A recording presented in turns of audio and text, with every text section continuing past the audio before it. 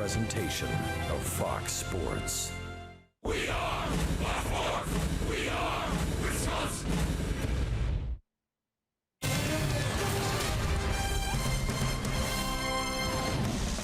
And we welcome you from Pittsburgh, a matinee today. Day baseball at PNC Park. The Brewers looking for their first win of this series, trying to salvage one before they head to Philadelphia after the game. Brewers and Pirates, Game 4. Game 3 ended on a Max Moroff walk-off single. And 3 straight games, the Pirates have come back to beat the Brewers, including a 10-inning win last night. So with the Cubs idle today, the Brewers have a game-and-a-half lead over the Cubs. They're tied in the loss column. Meanwhile, the Pirates have been able to carve 3 games off their deficit. They leapfrogged the Cardinals yesterday and now 3 games back. Pitching matchup, Jimmy Nelson, the big right-hander for the Brewers, against hard-throwing Jameson Taillon for the Pittsburgh Pirates. Hi, everybody. We welcome you from PNC Park. Hope you're enjoying a beautiful Thursday afternoon. Brewers are trying to put one back in the win column, Rock, and they're going to give the ball to a guy who's been a big winner for the Brewers and has been the guy that's been able to stop the losing streaks. Yeah, red hot, and it's good to have Jimmy Nelson on the mound in the day game. He's been terrific during the day in 6 starts, a 4-run record. But when you go back to his last 10 starts, it's all about the walks to strikeout ratio. I mean, he is not walking anybody. The strikeouts are up. He's pitching with a lot of confidence. I mean, very aggressive with a fastball early in the count. And yes, that power curveball is back again. 13 walks, 83 strikeouts in his last 10. That's a 6-to-1 ratio. That's why Jimmy Nelson has been so good. Yeah, you go back to May 28th, 5th most strikeouts in all of Major League Baseball. Well, see if the Brewers can get the bats going, see if they can salvage one in the Steel City. Final game of the series coming your way next.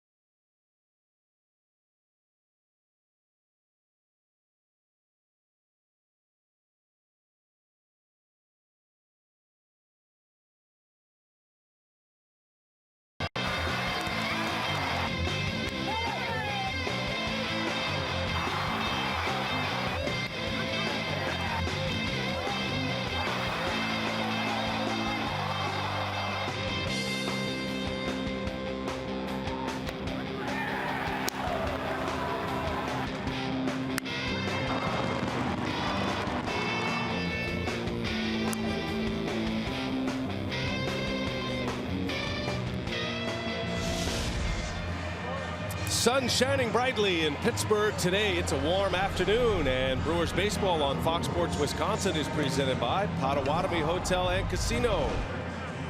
Pirates have taken the field. They have their camouflage uniforms on, which they break out every now and then. Pretty cool unis. Brewers decked out in their navy tops and the road gray pants as this road trip will continue in Philadelphia tomorrow. The Potawatomi batting order for the Brewers. VR is back in, 2 days out of the lineup. He leads off today, then Santana and Aguilar, Shaw, Perez, and Pena in the middle. Craig Counsell has Brett Phillips, Orlando Arcia, and Jimmy Nelson rounding out the starting 9. No Ryan Braun in the batting order again today. He's missing his second consecutive game. Has a wrist that is bothering him. He is available to pinch hit. We'll catch more on all of that from Sophia in a little bit. Jameson Taillon for the Pirates today as VR swings and fouls one away. Taillon has had a very interesting year this year, and the most interesting part about it is that he left the team because of testicular cancer and actually had surgery and has come back and has been pitching well. It's a fascinating story, Rock, this young right-hander for the Pirates. Yeah, he has been throwing the baseball very well, including his last 2 starts. He has not allowed a run in his last 2 starts. That covers 11 1/3 innings. He beat Tampa and Philly, both in shutout fashion, 4-0 and 3-0 wins, making career start number 5 against Milwaukee. Well, if you have ever received a cancer diagnosis or have a close family member or friend who has received that, you can imagine the kind of year that Taillon has had, and to be on the mound pitching and basically operating in a normal fashion in his normal craft. This is a very significant year for Jameson Taillon, who was not sure where his baseball career was headed after that diagnosis, but it was taken care of and it was successful, the surgery, and here he is back on the mound doing what he loves to do.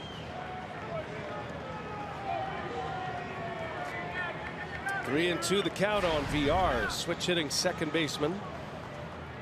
We've seen him the last couple of games as a pinch hitter, and now he slaps one down the left field line. That's fair and going to go to the fence. Jonathan VR on his way to second base with a leadoff double. And the Brewers starting just like they did last night. Domingo Santana led off with a double. Brewers able to get on the board first last night. It's going to be important for the Brewers once again to get off and take the pressure off of Nelson, get a lead. 95 with a fastball right on the corner, and that's real good work by Jonathan Vio to stay right on it and slice it inside that left field line. Brewers scored a run yesterday in the first. Matter of fact, they've had leads in the last 3 games. And during this 4-game losing streak for the Brewers have had leads in each of those 4 games. And just haven't been able to add on. I mean, it's been really 1 inning for the Brewers in the first 3 games of this series. But those tack-on, add-on runs, very important. Santana's hit leadoff the last 2 games. Had a 3-hit night last night, including a go-ahead home run for the Brewers in the 8th inning. And a defensive swing on an off-speed pitch, and the count is 0-2. As a matter of fact, the last 5 games between the Brewers and the Pirates have been decided by 2 runs or fewer, including a 3-2 walk-off win for the Pirates in 10 innings last night. A swing and a miss, and Santana's down on strikes. And the first out for Jameson Taillon. Hey, let's check out the Pirates defense, brought to you by Bernard's. This afternoon, the Pirates 97 double plays. They turned one yesterday. That's 4th best in the National League.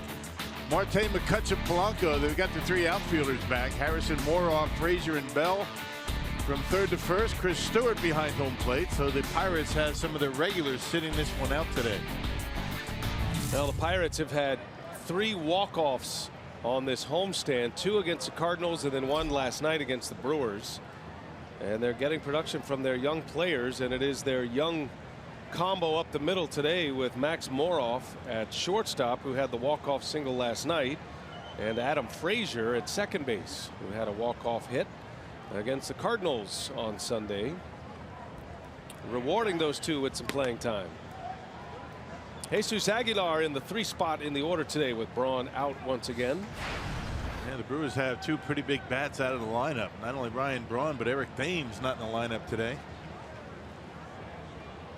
Aguilar at first with Perez taking over Braun's spot in left field. There's a strike to Aguilar. He's got a good curveball, big one, big breaker for Jameson Taillon. Throws in the mid-90s, got a 2-seam, 4-seamer. We got Santana on a 2-seamer. Good sink to it. 1 ball, 1 strike on Aguilar. Takes a ball inside. Taillon was on the disabled list from May 4th to June 12th with the cancer diagnosis. Surgery was on May 8th. He came back. He made a rehab start in AA, and then 2 rehab starts in AAA, June 2nd, June 7th, and then he was back basically in the regular rhythm of the starting rotation for the Pirates. Missed 5 weeks of the season. He's a pitcher that has come back from Tommy John surgery. Also had DL time with a sports hernia as well. But now the Pirates feel like Taillon's troubles are behind him, and he is a big part of their future. Feeling like he and Garrett Cole are going to be at the top of this rotation for years. There's a strike to Aguilar. Now it's 3-2. Yeah, the Brewers are going to see a lot of that curveball. Taillon, a big kid, 6'5", 245 pounds, out of Lakeland, Florida. VR at second, leadoff double, 1 away in the inning. We're just underway from PNC. VR takes off. That one's on the ground to short, and Moroff will make the play for out number 2. VR at third base now with 2 gone. Yeah, he had ideas of just keeping going. I thought he might do that, but Moroff hesitated getting to throw to first. He had that luxury because Aguilar is getting down the line, and had VR kept going, I think Moroff just would have made an easy throw to home plate. Good decision to stay at third. So he's there 90 feet away with Travis Shaw coming up, the Brewers' best run producer.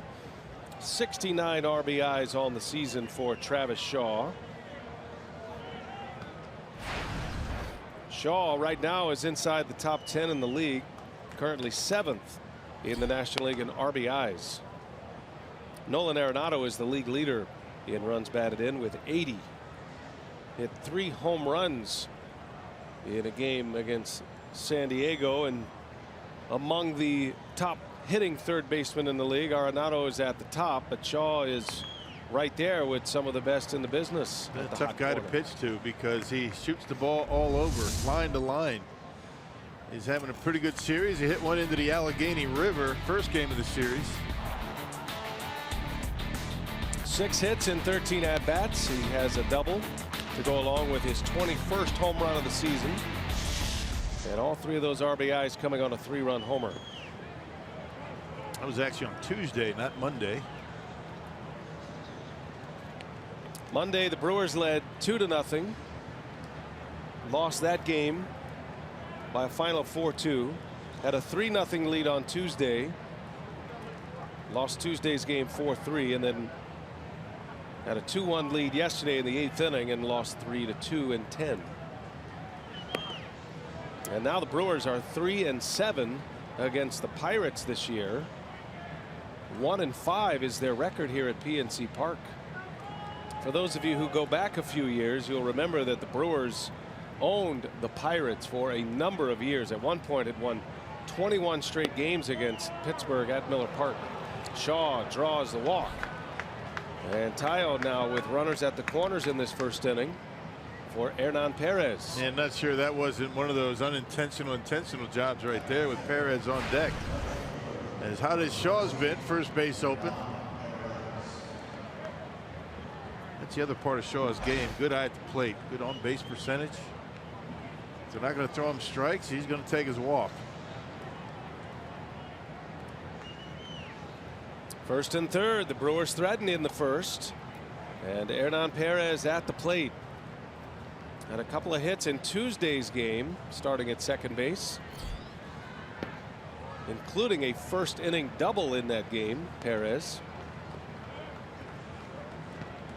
Hernan comes in batting .267.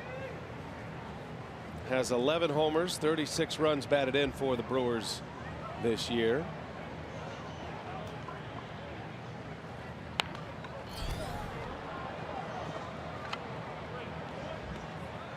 Hernan so valuable to Craig Counsell because of his versatility. He started games at 6 different positions.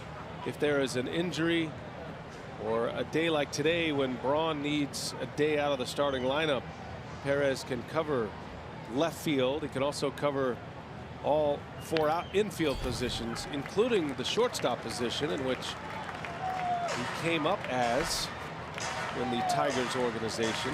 Yep, they'll give you a good at bat, and this is where in this series in particular the Brewers need to do a better job. Runners in scoring position. That has been a sore spot for this Brewers offense as of late. Can't seem to come up with a big hit. They're getting the hits, just not driving them in. 1 ball, 2 strikes. Shaw takes off, and Perez a swing and a foul tip into the middle of the catcher, and a strikeout to end the inning. Couple of Ks for Tyon. The Brewers failed to score in the first. Now Jimmy Nelson. He's been hot over his last 10 starts. He's on the mound against the Buccos when we come back.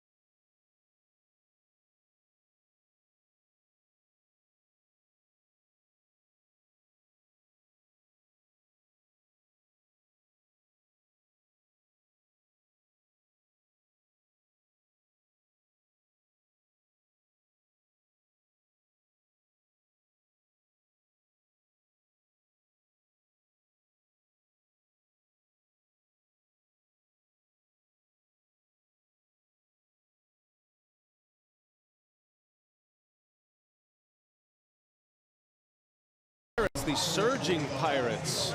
They've won 4 in a row, 10 of their last 12. And Pittsburgh is a game under 500 now, just 3 games back of the Brewers in the Central Division. The Potawatomi batting order with Marte, Harrison, and McCutchen. In the middle, it goes Bell, Polanco, and Frazier, with Moroff, Stewart, and Tyon rounding out the starting 9 that will match up against big Jimmy Nelson, who has emerged as the Brewers ace at this point. Yep, he's won 3 straight decisions and 6 of his last 7. The Brewers are actually 7-1 in his last 9 starts, and this is a day game, and that's always good for Jimmy Nelson. He's been very good in day games this year. And facing Starling Marte to get us started. First pitch is down and away.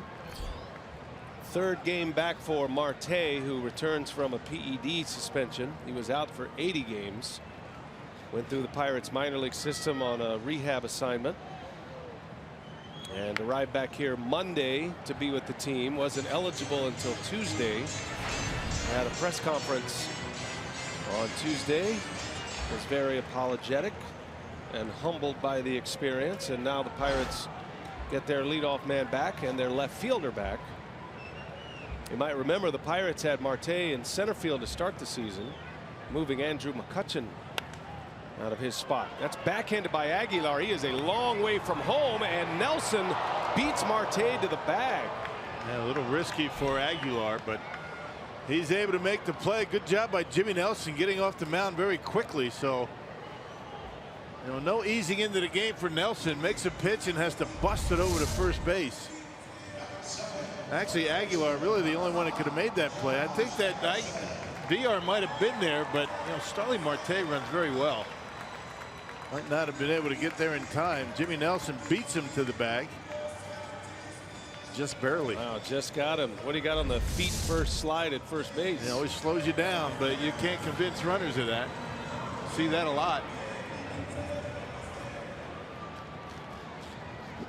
So Marte is out, number 1, and Nelson will face Josh Harrison.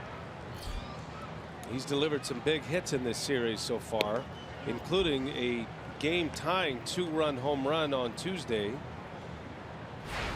Part of that 4-run 6th inning for the Pirates on Tuesday, erasing a 3-0 Brewers lead. Put it this way, it has all gone right for the Pirates in this series. They're playing well. They've got their pieces back. They're in a good stretch, and the Brewers are in just a very similar stretch before this road trip started. Playing very good baseball. Playing terrific baseball up to the All-Star break, and then won 2 out of 3 to the Phillies. But things have turned around in the negative way for the Brewers in this series. You just got to ride out the slump has been the message from the clubhouse. No panic setting in whatsoever. I mean, that's one thing. We're always checking the pulse on the ball club, and down in the clubhouse, they're playing loose. They know they're in a great position. They're trying to endure this road trip. Today is game 11 of a stretch in which the Brewers play 14 of 17 on the road.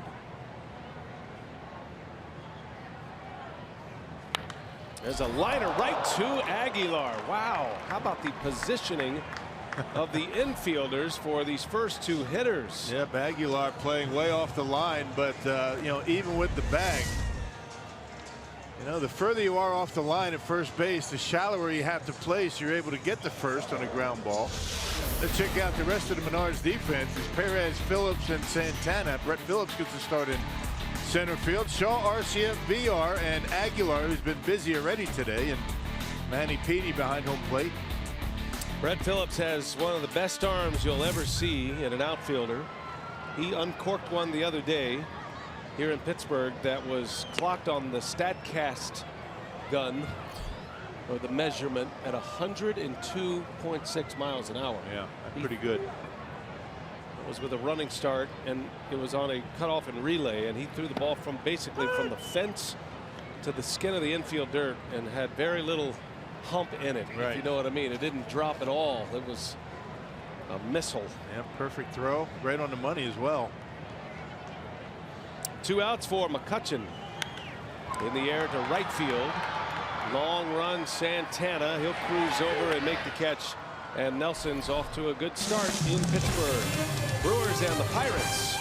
4th game of this series. Day baseball.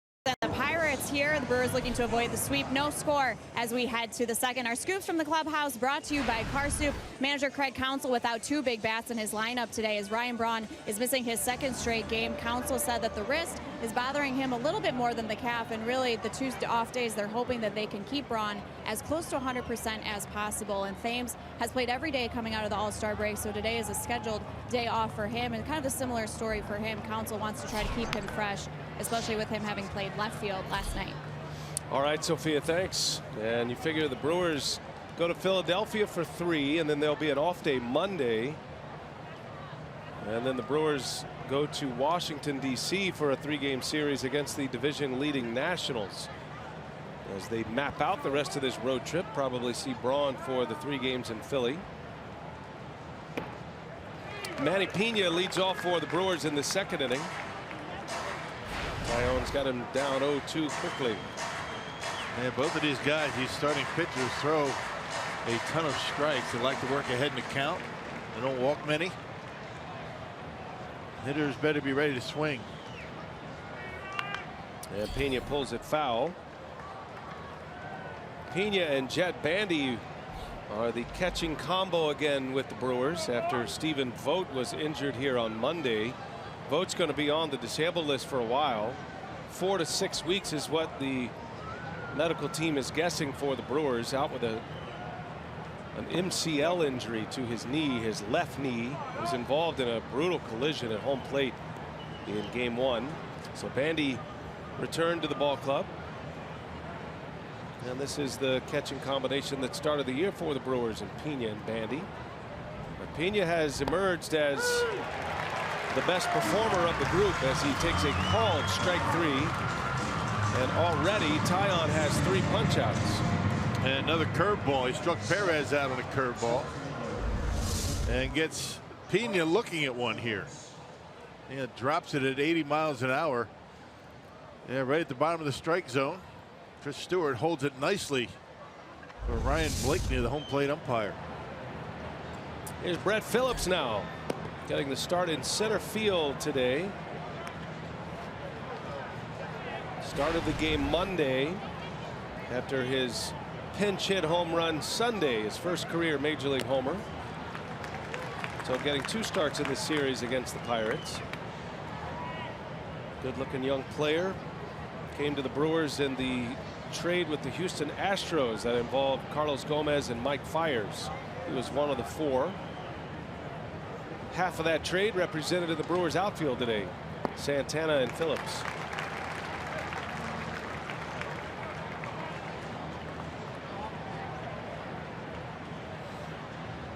One and 2 the count on Phillips. He goes by Brett or he'll go by Maverick. Either way you choose. And a swing and a miss. Tyon with a strikeout. Number 4. Big fastball got him. Yep, up in the zone. Hey, Tuesday, August 1st through Thursday the 3rd, the Brewers and the Cardinals meet in a crucial NL Central Series. Check out the Crew's complete upcoming schedule and reserve your spot today at Brewers.com. Cardinals Cubs. That's going to be an important homestand for the Brewers. Finish the month of July against the Cubs. Turn the calendar to August with the Cardinals coming. Cubs are off today after they won 6 in a row on the road. They swept the Orioles in Baltimore and then went to Atlanta and swept the Braves. Brewers and the Cubs are now tied in the loss column with 45 losses apiece. Cubs have played 3 fewer games. Therefore, the game-and-a-half lead for Milwaukee. 2 outs for Arcia. And the count goes to a ball and 2 strikes on the 22-year-old shortstop. He's put together a nice reel of highlights defensively in this series. Back up the middle and a base hit for Arcia. Good 2-strike hitting. Arcia puts it in play and is rewarded. And the second hit of the game for the Brewers. Yeah, another curveball. This time Tyon leaves it up in his zone a little bit. It's down the middle, up. And Arcia didn't try and pull it. He just punches it right back into center field. Good piece of hitting. Shortening up with 2 strikes. Thinking center field all the way.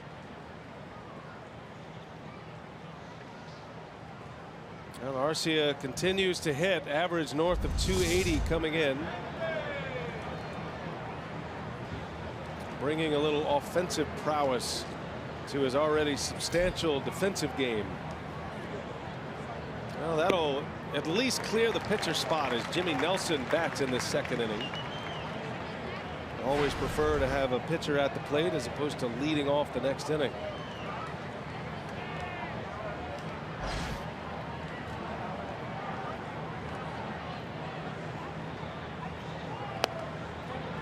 Nelson has 4 hits this season, has a couple of RBIs. Let's put it this way, his batting average this year is better than his career batting average. So he's improving. That's right. He's hitting 103 this season. Everything's better for Jimmy this year.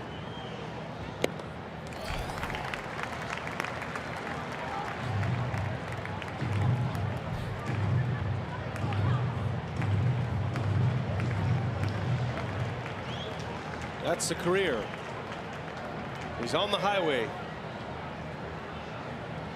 1-2 the count. And did he go? They will ask, and he did, and that's a strikeout to end the inning. Tyon strikes out the side, and first time through the batting order has 5 punch-outs.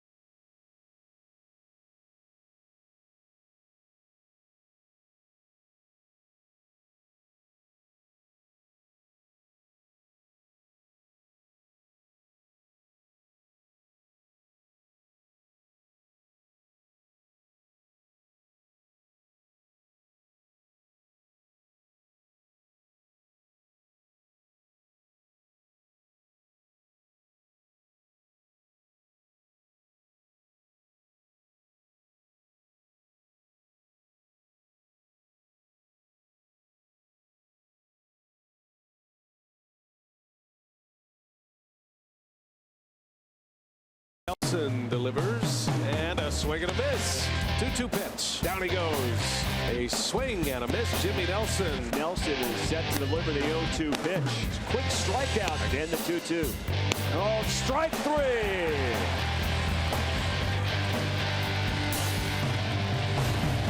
Well, Jimmy Nelson is emerging right when the Brewers need him to. They always hoped he would be a top-of-the-line rotation pitcher, and he has become that with the Brewers this season. It's been the fastball command combined with the breaking ball, Rock. The slider and the curveball have been on point. Yeah, both of them, and it's throwing a lot of confidence. And you know, a lot of these strikeouts you see with the breaking pitches out of the strike zone, and guys are going to swing at that. The fact that he's been working the head and the count with really good quality fastballs early and getting him to chase late has been the difference. He's thrown a lot of confidence, all of his pitches, and you know, it's good to see Jimmy with that curveball back the way he had it a couple of years ago, because it's good complement. So you got fastball, curveball, slider. He's got 3 pitches to go to. Top 10 in the National League in most of the major pitching categories. And you like to see that 15.5 pitches per inning. Being very efficient this year has Jimmy Nelson. Matter of fact, in the first inning, he threw just 11 pitches. And what's interesting about that, he did not throw a first pitch strike to either of the 3 hitters that he faced, meaning he's behind in the count, yet still able to be efficient and get out of an inning. And still making good pitches in a 1-0 count. He's in a 2-1 count to Josh Bell, and he lines one right field foul. 2-2 now. The other thing on that graphic, it really pops out at you, the strikeout to walk ratio over 4-1 for the season. That's a big difference. I mean, Jimmy's always been a guy that walks a lot of guys. He'll strike out a bunch. He will also walk some batters. And he's always been, in his first few years, up amongst league leaders, actually led the league in hit batters in his career. He's had much better command inside. 2-2 to Bell, who had the day off yesterday. Swings and fouls one to the left. He was late. Pirates are blessed with some very talented rookies, and they have 3 of their prize prospects in the batting order today, with Bell and Moroff and Frazier.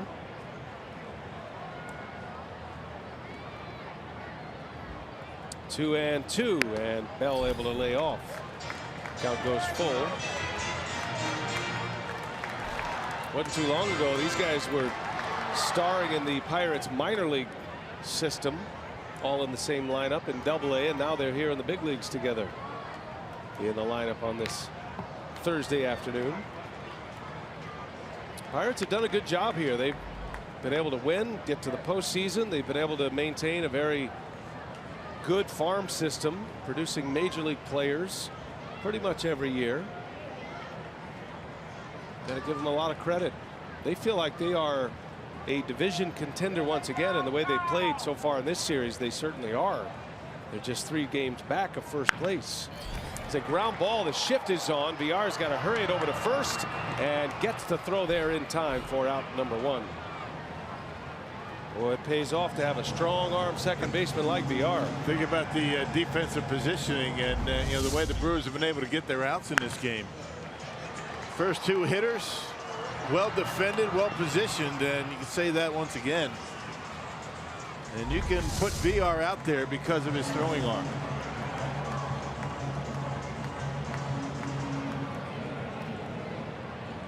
One away for Gregory Polanco.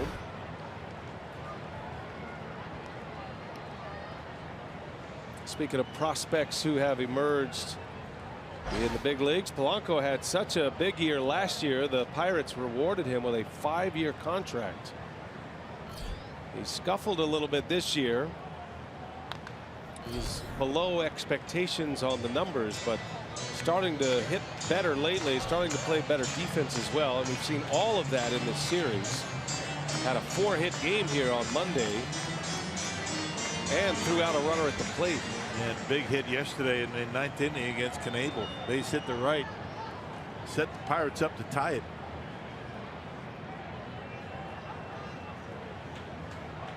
Polanco hitting 5th in the batting order today. Hit 7th in the first game and then was in the 6th spot in the order the next 2 days.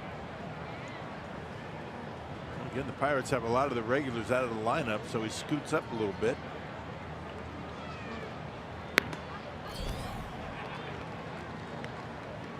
They got David Freese on the bench today. Jordy Mercer, the regular shortstop. Their starting catcher, Francisco Cervelli, is on the bench to begin play today as well. And Cervelli's been a hot hitter in this series. Cervelli had the game-tying hit last night in the 9th inning. 1 ball, 2 strikes on Gregory Polanco. And he got him. Jimmy Nelson with a big breaking ball. Looked like a slider in there. Yep, that's a slider. Right on the back foot, and Polanco swings right over the top of it. Good pitch. Started out as a strike and then just disappears. Head down and in. Good pitch. You hear scouts and analysts like Rock talk about depth all the time. Depth with a breaking ball. Well, that's it right there, huh? And that back foot slider with left-hander, that's a tough pitch for them to handle. But you leave it up a little bit, you're playing right into their hands. That was perfect. 2 outs. Here comes Adam Frazier, and on the first pitch, a bouncing ball through, a base hit. Wasting no time, the rookie. And the first hit of the game for the Pirates, a single to right. Big contributions by everybody in this roster for the Pirates. I mean, That's a story often told about the Brewers, but you know the Pirates are starting to get that kind of production from everybody as well. And a big hand for Max Moroff, last night's star. Ended the game in the 10th inning.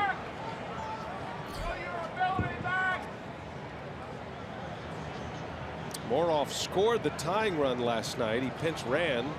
There goes Frazier.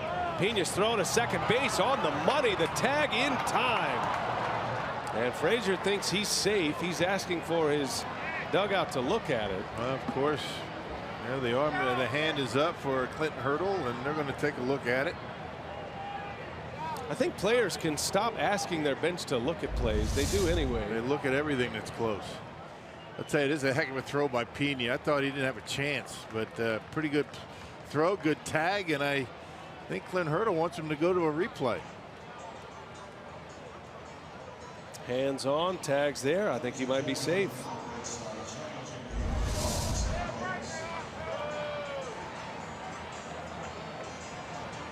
Well, this could extend the inning. Great slide by Frazier. Well, he had a terrific jump. The question is, where is the tag applied? If it was up high on the arm, he's safe. If not, he's out.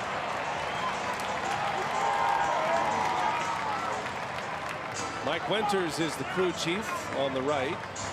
Calling umpire Mike McClinsky.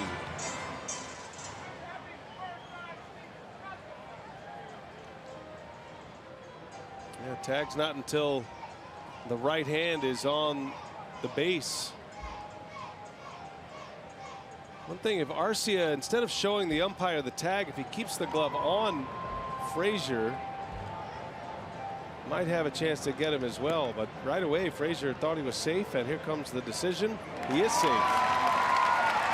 So a terrific slide allows Frazier a stolen base as the call is overturned. Yeah, big jump, terrific slide, and he's safe. He's relatively easy, or runners normally get a pretty good jump off of Jimmy Nelson, rather slow to home plate, but Pena with such a good throw made it close.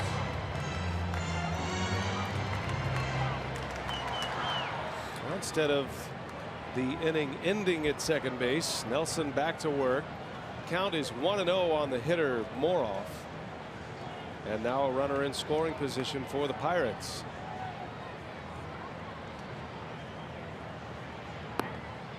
There's a strike, 1-1.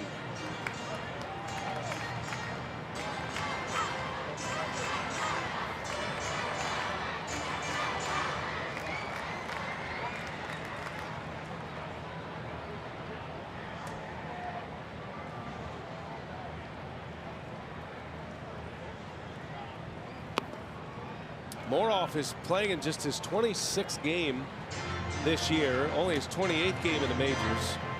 He did get in 2 games last season. He's still classified as a rookie this year. He has not hit much since he's been in the big leagues. Just 7 for 53, but he did have the big hit last night to win the game. A little jam shot into center field, and Pirates able to win in a walk-off. Didn't hit it hard, but he was able to find the grass in center. Well, he just hadn't played a lot. I mean, that's the thing with these guys. I mean, they come up, they sit, and they lose their edge. And I guess the more they play, the more comfortable they get. 2 balls and a strike on Moroff, and that one misses high and away. 3-1 now. Moroff is starting at shortstop today. It's the position normally occupied by Jordy Mercer. This is for Moroff the 4th start as a Pirate at short. He's got 3 games at third, 4 at shortstop, this being the 5th, and then most of his starts have come against or come at second base. There's a strike, 2 strikes on Moroff, fills the count, 3-2. Another breaking pitch, and Jimmy Nelson being careful with this guy. He's been swinging the bat much better, but not a guy you want to walk. Got to make him hit his way on. Frazier at second, and a call overturned on a stolen base. Payoff pitch coming, and Nelson misses, ball 4.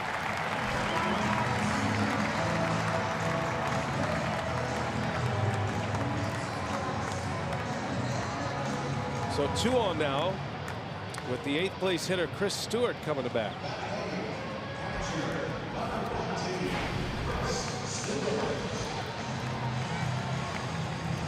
First time we've seen Stewart in this series. Does have a hit against the Brewers in a couple of starts. Game number 11 between these two teams. Stewart, the backup to Cervelli. He bats with 2 on and 2 away.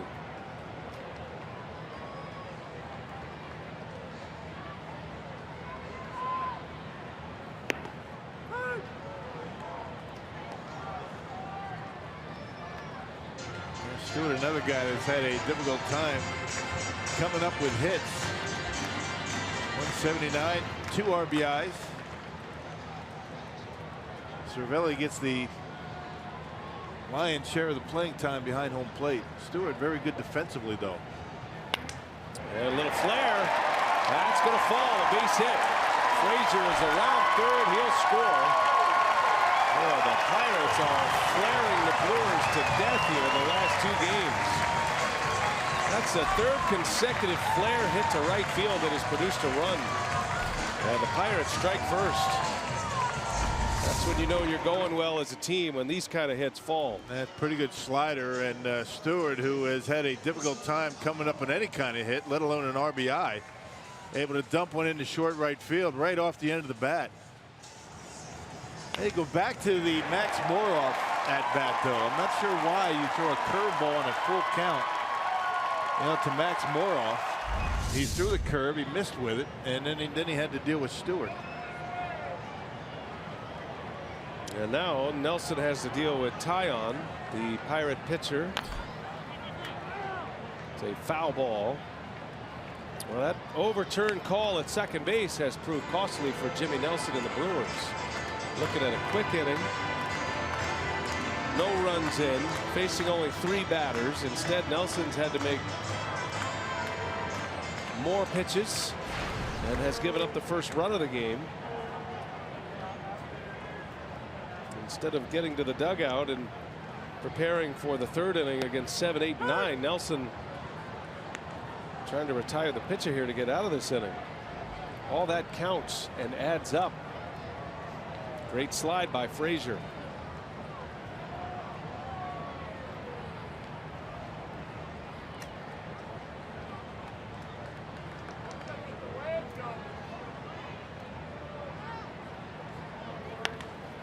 Right back to Nelson, and he'll flip it to first for the out. The side is retired, but an overturned call turns out to be the Pirates' favor. They get an RBI from Stewart, and they lead early today, 1-0.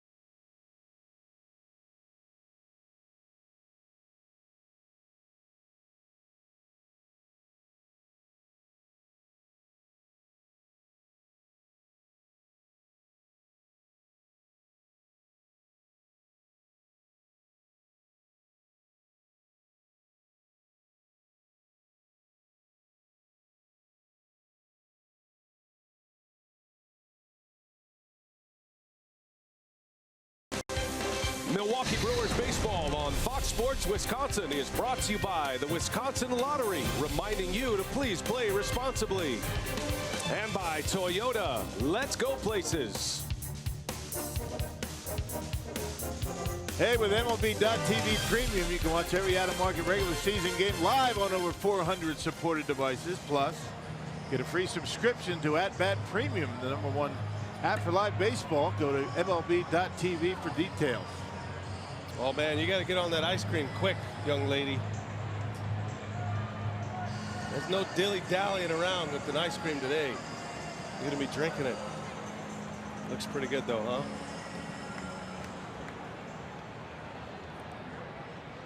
She who hesitates loses. Seemed like a good idea. Looks good.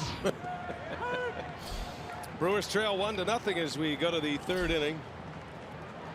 Just calling in reinforcements. That'll clean that right up. Oh yeah, I'm gonna just two-fist it right now, and VR a little flare foul territory is going to be in the seats. That's where you get the cup and you put the ice cream cone on top. And a straw. You know, you learn that as a grandparent. That knowledge didn't come to you as a parent? No. No. It takes time. All right, there you go. Now, that's how you do it. That's a pretty good option on a day like this.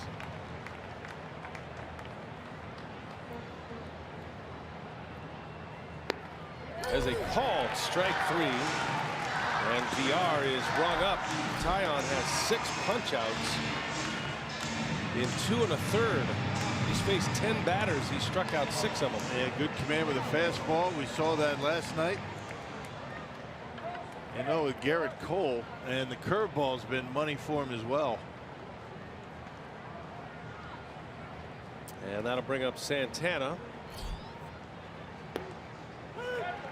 Any pierogies for you while you were here in Pittsburgh? No, I have not. I have not eaten any carbs at all, as a matter of fact. Wow. Saving them up for Philly. That's a smart idea. Yeah. This is nothing but carbs in Philly. 1 ball, 1 strike on Santana. Swinging a foul into the screen. 1-2 now. So no carbs here. All carbs in Philly. So the big question is, what am I going to do in D.C.? Got to level off in D.C. Might need to go with some roughage. Yeah. Santana pulls 1 foul. Long road trip for the Brewers. 3 cities. 11 days, 10 games. Ended the first half with a road trip to New York. Won 2 out of 3 from the Yankees. And starting this long one after just a brief 3-game homestand. So in all, 14-17 on the road for Milwaukee. Although I almost ordered some pierogies this morning. I was walking around Market Square. They had the big farmers market out there. And really? They were selling pierogies. A swing and a miss. Santana strikes out. Number 7 for Taillon.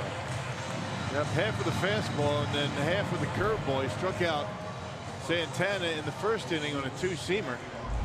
This time gets him on the curveball. 79, 80 miles an hour for Taillon with the curveball. Taillon against the Phillies his last time out struck out 9, which matched his season high. He's sitting on 7 already. Garrett Cole struck out 10 last night in 7 innings.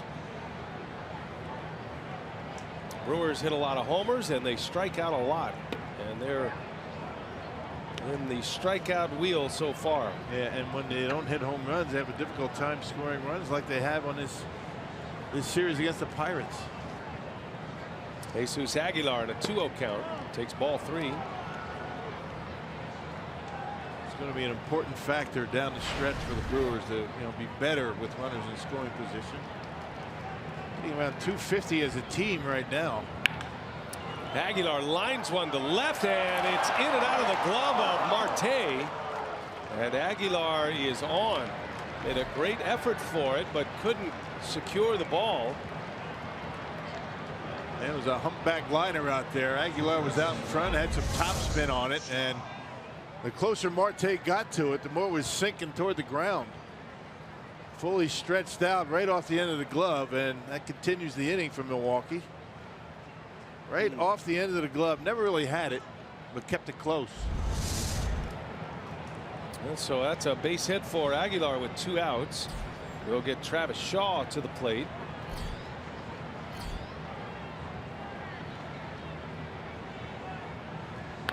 And Shaw into center field. Playable for McCutchen. And the side is retired. Shaw just missed it. Brewers trail the Pirates 1-0. Pittsburgh coming to bat, bottom of the 3rd.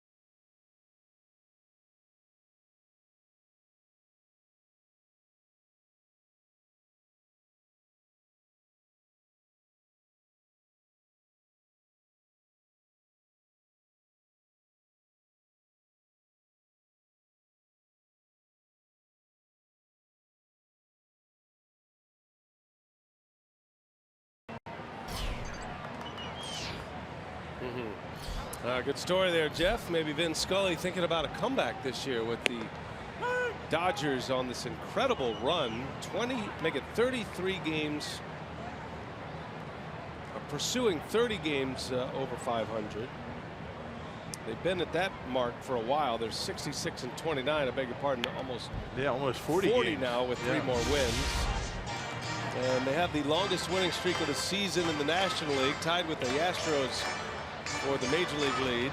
Since the 4th of July, the Dodgers have won 11 straight. The Pirates are 10-2 since the 4th of July. So think about how good the Dodgers are playing, and then you put Pittsburgh right there with them. And that's why the Brewers are having such a tough time with the Buccos this week. A red-hot ball club. And they're doing everything well. I mean, they've got pretty much of a lockdown closer from what we've seen, that Felipe Rivero. Starting pitching is coming around. Garrett Cole yesterday was as good as we've seen him ever against Milwaukee. They got Cole and Tyon at the top of the rotation. Nova's been their best pitcher. There's a fly ball to right. That's routine for Santana. And Marte is out.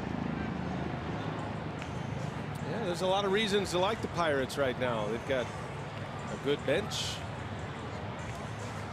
10-2 the record since the 4th of July, scoring just 4.4 runs per game, but it has been their pitching, especially their relief pitching, that has allowed them on this winning streak. Well, that's what they've been able to do against Milwaukee in this series. They haven't scored a ton of runs, but just enough. They are built for their ballpark. Contact hitters with speed, Yeah, you sit here and you think about all the handle shots and off the end base hits for the Pirates, but it's either that or swings and misses, right? I mean, shortening up like Stewart did. Just putting the ball in play, giving yourself a chance. That's why all the conversations you hear about strikeouts don't matter is mind-numbing. When you sit here like we do and you watch games every day, and the teams that don't strike out, you do get hits like that. They feel like lucky hits, but you're putting the ball in play. There's not much you can do with a swing and a miss. Nobody says you have to hit the ball hard to drive in runs and get base hits. And the Pirates have had their share of handle shots in this series, but again, it's either that or a swing and a miss. Harrison takes one inside. He is the league leader in hit by pitches this season. Even though he stands off the plate a little bit, he does dive into home plate when he swings. Yeah, that first move of the front shoulder is toward home plate. 2-2 the count on Josh Harrison. Back up the middle, it hit Nelson, but it caroms right to VR. Nice play. The 1-4-3. VR had to redirect his route, and a scoop and a throw to get Harrison for the second out of the inning. And once again, well positioned was VR right up the middle. Jimmy Nelson deflected it a little bit, but that didn't bother VR too much. The big arm able to get Harrison at first base. Now the defensive positioning has really paid off nicely for the Brewers so far today.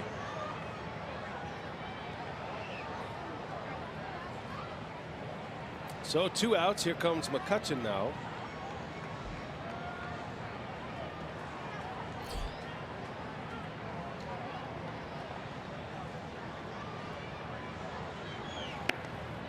Brewers have 3 infielders on the left side with McCutchen at the plate.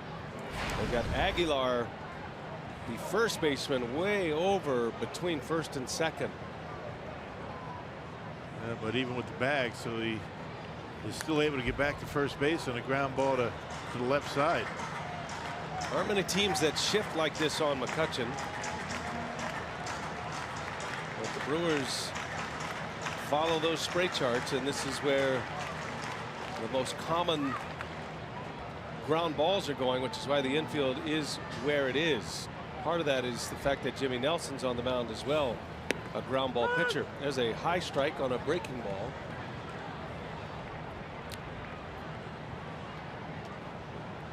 Ball and 2 strikes on the former MVP, who's swinging the bat like an MVP once again.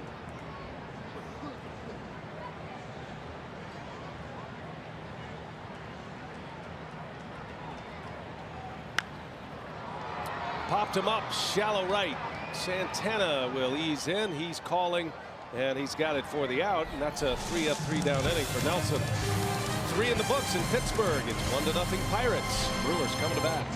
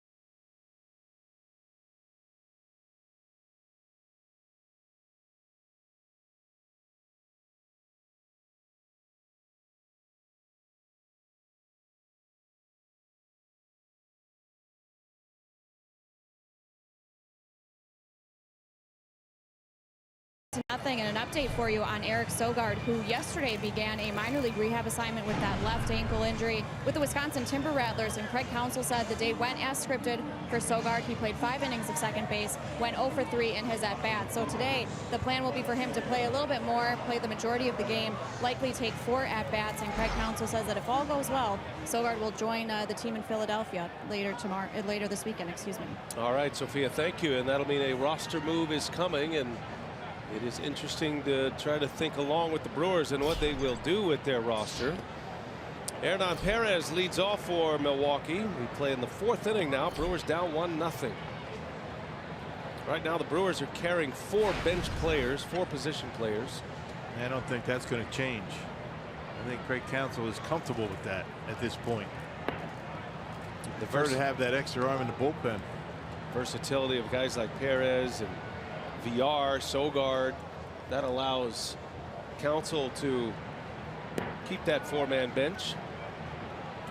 With a guy like Hernan Perez, you can cover all the outfield positions and all of the infield positions, and he's the emergency catcher. He's like having 2 players in one. And Sogard is a guy that could throw in the outfield. We saw him in the outfield in spring training. Yeah, he played in a game in the major leagues this year when he first got called back up in the outfield.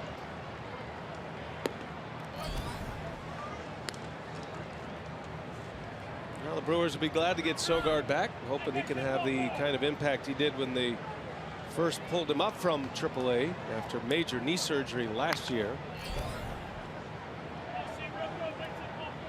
Sogard's been out with an ankle injury. Haven't really been able to define exactly what's bothering the ankle, but there's no structural damage. Went ahead and put him on the disabled list, and apparently things are going better for Sogard and his ankle. They said the pain just wouldn't go away, and finally it started to subside a bit, and they're giving it a go right now down in the minor leagues. Perez in a battle with Taillon. 3-2 the count to lead off the 4th. And there is a walk. Taillon misses to Perez. His 2nd walk allowed, and the Brewers have a leadoff base runner in the 4th. And 2nd time. First time was the 1st inning. Leadoff double by VR. Not able to score. Taillon doesn't walk too many, and especially leadoff walks. Now to bring up Manny Pena. The most Taillon has walked in a game this year is 3, and he has not walked more than 3 in a game since April. You look down his pitching log this year, and you got a lot of 1s and 0s and a couple of 2s in there. He walked 2, struck out 9 his last start against the Phillies. It's great command. Strikeout to walk ratio is about 3-to-1 this season. Well, you put together an earned run average a little over 3, and you're going to find a guy that's not walking batters. I mean, those strikes, pretty good chance you're going to be able to get through games, especially at this level. You got the good stuff, but when you combine, keeping runners off the bases by not walking them, and that's only going to help. He's only allowed 5 home runs, so he keeps the ball in the ballpark as well.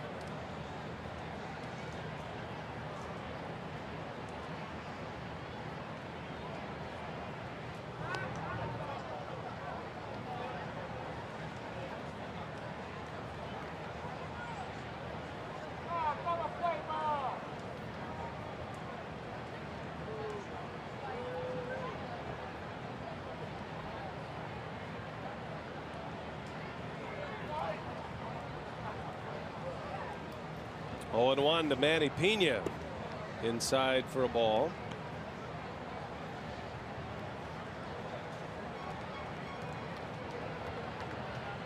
Manny comes in hitting .295. 6 home runs, 29 RBIs.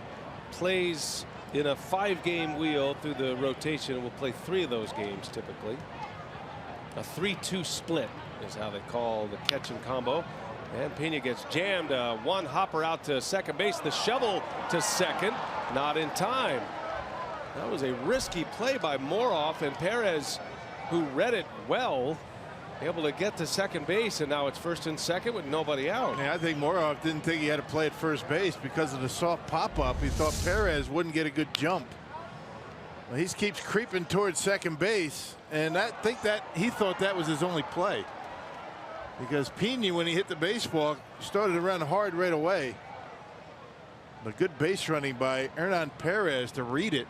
Saw that was going to drop and took off. And Perez didn't buy the deke from the shortstop Moroff. He raised his glove as if he was going to make that catch.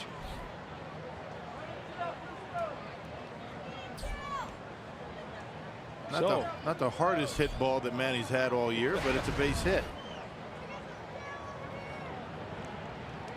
And the Brewers now with 4 hits in the game. Brett Phillips now at the plate.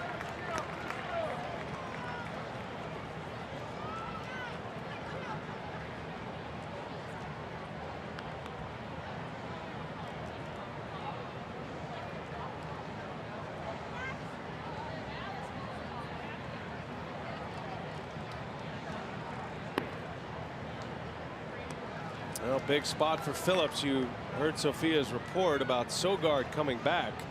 Phillips certainly knows he's vulnerable on the roster when Sogard returns. He'd like to give him a reason to keep him right now. 2 on, nobody out. Phillips takes a ball. 2-1. Change up off the outside corner, so Tyone is breaking all of his stuff out in this inning.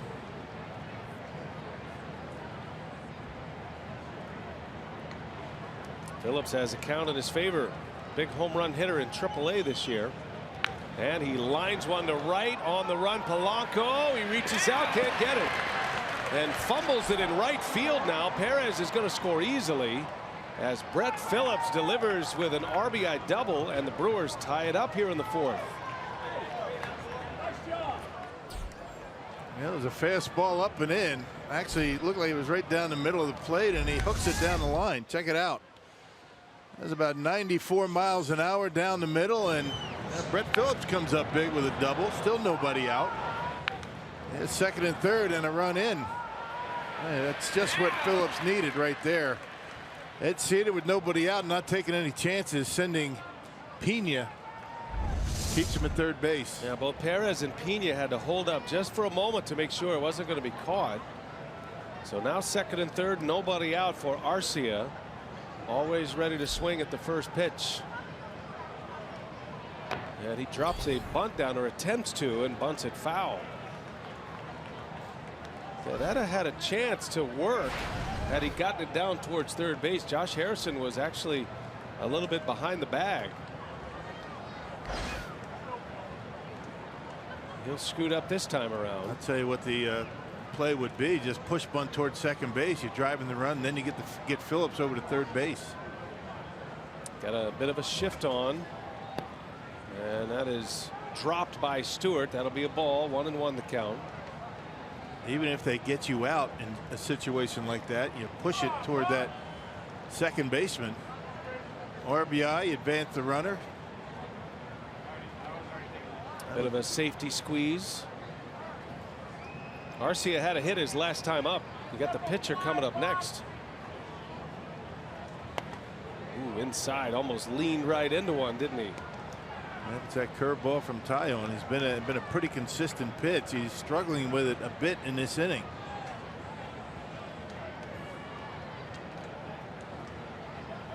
Jamison Tyone. Brewers have 5 hits off of him.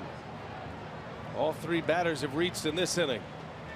And a swing and a ground ball, a hot one to second base. Frazier will make the play to first, but a run scores. The Brewers take the lead, and Phillips advances to third base. That's a good at-bat by Arcia. Yeah, just perfect. I mean, you can't draw it up any better than that. I mean, that's got to be a bunch of high fives in that dugout. You drive it to second base like that, you drive in the run, you advance the base runner, and you get an RBI. Short of a base hit, that's best case scenario for the Brewers. And a 2-1 Brewer lead as Arcia drives in his 35th run of the year, and the Brewers getting production from the bottom of their batting order. And now Jimmy Nelson is at the plate. Pirates bring their infield in. A potential squeeze bunt situation here. Nelson squares, bunts it foul.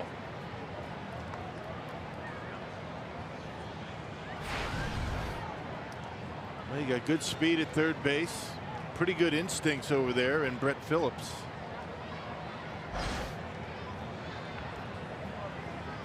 Got to read the bat, read the baseball off the bat, and determine very quickly if he can score. It's all about the runner at third and his decision making. Coach can't help you here. Josh Harrison trying to keep Phillips as close as possible. Nelson bunts it in the air, foul territory, and out of the reach of Stewart. 0-2 the count now on Jimmy.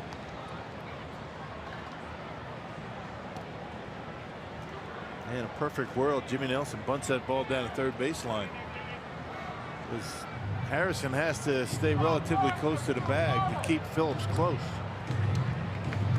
This might be time for the old Butcher Boy play, Rock. Just dump it over Bell's head. A little flare to right field. Maybe have it spinning on the infield dirt. He squares early, pulls it back. He was going to do it, and he takes a called strike 3. Oh, it was all set up for him. That's a tough challenge for Nelson, though. Threw him a curveball, huh? Yeah. 2 strikes. Yep. Second out of the inning. That's a definite show of respect. 8th strikeout for Taillon.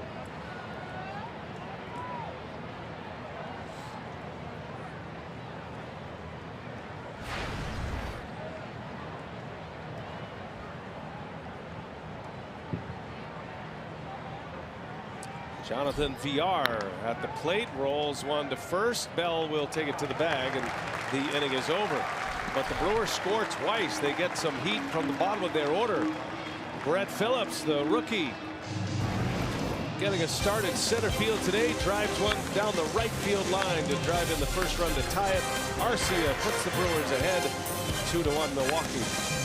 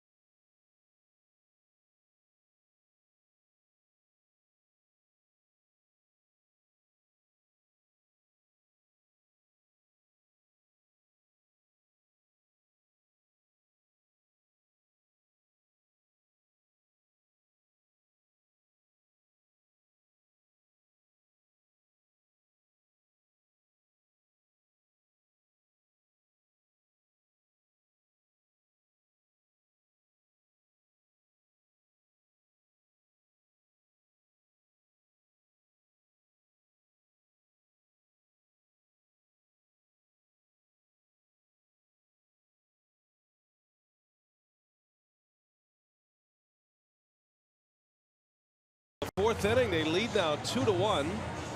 Arcia driving in a run that put the Brewers on top. Defensively, the Brewers have been noteworthy today. How about the defensive positioning in this game? Yeah, the shift is designed to defend against a hard hit ball, and the Brewers have been perfectly positioned on a lot of those hard hit balls. There's a line drive. VR took a base hit away early in the game. On a deflection, and when you have an arm strength like the Brewers have up the middle, you can play VR in short right field anytime because he has plenty of arm to get that baseball over to first base. The one thing the shift can hurt you with is the the jam shot, not the soft hit baseball. That's not something you can defend. Hitting them where they typically don't on the spray chart. Josh Bell leads off for Pittsburgh. He takes a ball down and in. And in the defense of the straightaway defensive positioning, 2 of those 3 we showed you would have been outs anyway. They would have been routine outs at second. But again, you're not playing necessarily for those on the odd side. You're playing for that hard hit ground ball, which is obviously showing up more on a spray chart to the pull side in a number of cases. Bell has 3 infielders on the right side as well, and VR's out there in basically a rover position. Yeah, he's way back, and you can put him there because of the arm strength.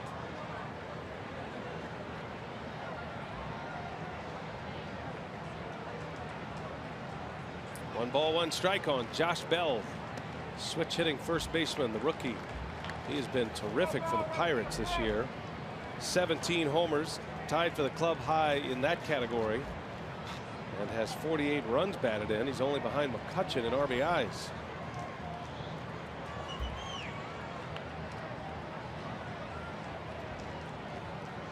Two and 1.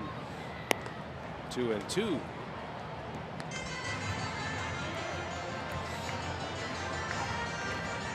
Nelson played his college ball at the University of Alabama. He's from the South. He's from Florida, Niceville, Florida. His kind of weather then. Yeah, he's comfortable in the heat and Hot humidity. and humid. Yep. There's a called strike 3. Bust a fastball right by him. And had Bell looking for a breaking pitch.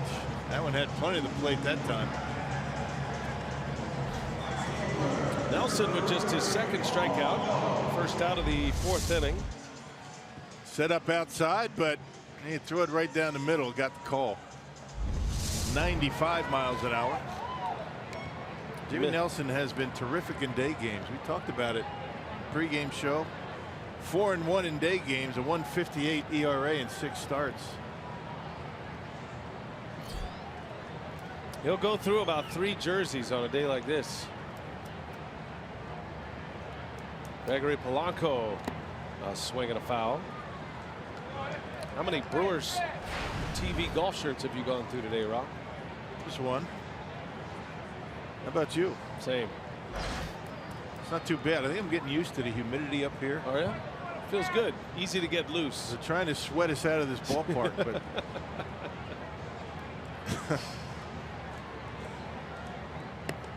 it is one of the game's greatest ballparks, with the game's 2nd worst booth and press box. Only the clouds are higher than we are. We're fine here. Yep, we got our waters and staying hydrated. Our ammonia water for our towels around our necks, and 5 fans back there. There is no air conditioning up here. I know that the fans at home are crying crocodile tears, I'm sure, but I heard the story behind the no air conditioning in the booth. that? So this used to be a much bigger booth. Then they realized they were a booth short, and they put in a wall, and apparently the vent is on the other side of the wall where Pirates television is located. And no chance of cutting a hole in that vent and bringing some in here. That's asking a lot out of Polanco into center field. That's hit well. Phillips is going back, and it's gone. A home run. Gregory Polanco with big power quickly ties it up.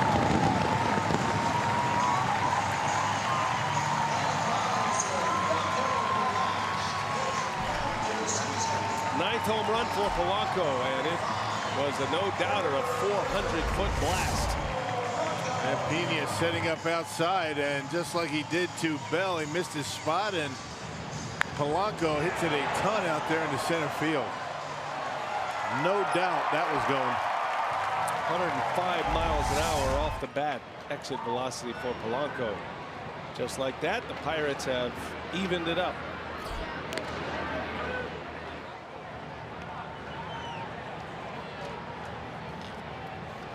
Polanco is starting to surge right now at the plate. He's had a good series. It's a formidable lineup for the Pirates when they're clicking. Now that they've got Marte back, a Gold Glove outfielder, and their leadoff hitter, A good combination of got some power that's starting to show up. They've got speed and pretty much of a veteran group out there.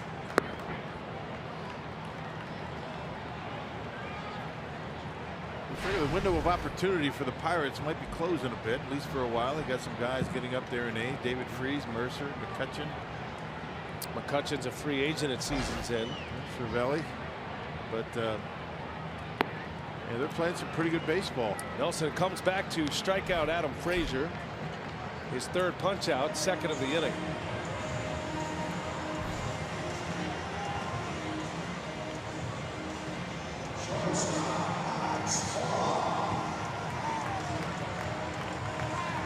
So 2 away for Max Moroff.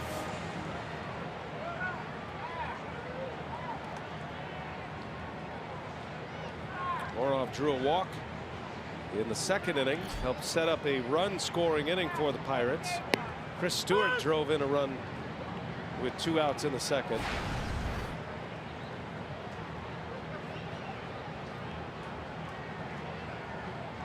Pittsburgh missed the postseason last year after 3 consecutive seasons in the playoffs.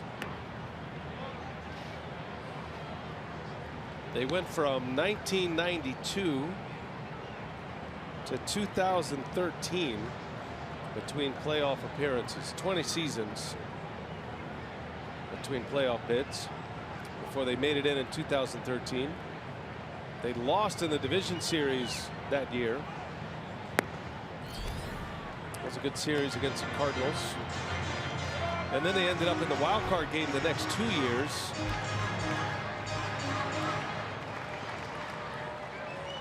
Lost both of those wild card games, done in by the Giants in 14. Giants would go on to win the World Series in 2014. Madison Bumgarner was the tough draw that year, and then the next year they drew Jake Arrieta in the wild card game. Both pitchers went the distance. Arrieta and Bumgarner in those 2 wild card matchups against the Pirates, and that was a quick elimination.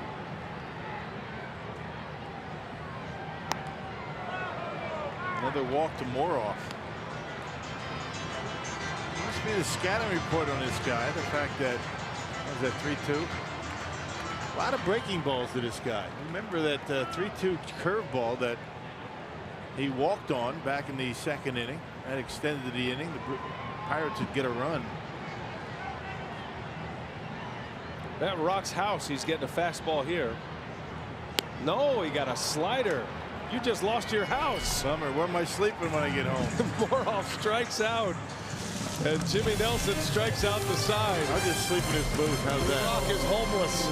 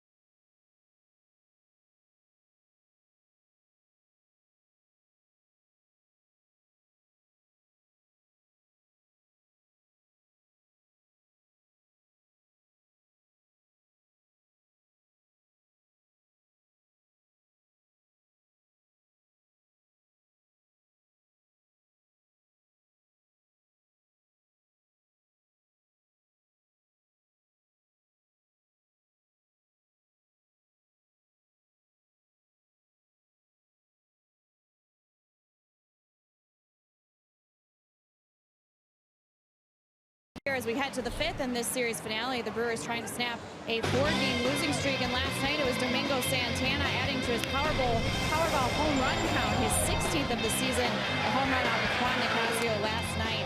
Santana was hitting in the leadoff spot the last 2 days, but today he's hitting second with Thames out of the lineup, and Craig Counsell says he's just been one of the more consistent, productive players for him, and he said really he's been a guy that he feels comfortable moving up and down the lineup. Santana has hit in every spot, 1st through 5th, at this point this season, and Counsell says the way that he's been consistent, he's been productive, he's a one that you want up there a lot. And so he said his on-base percentage is high, and proud of Santana for the production that he's had so far, coming off of a season filled with injuries last year.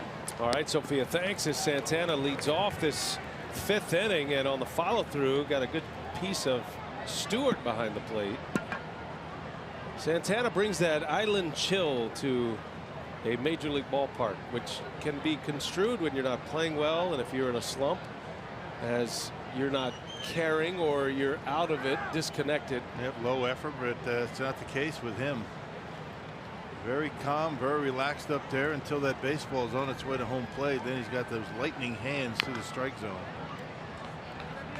When we first saw Domingo Santana, when he got called up 2 years ago after the trade with the Astros, you know, that was our perception as well. Not that he didn't care, but it was just this guy has a very low motor, but that's the way he is. That's just his personality. Very similar to Corey Hart in that regard.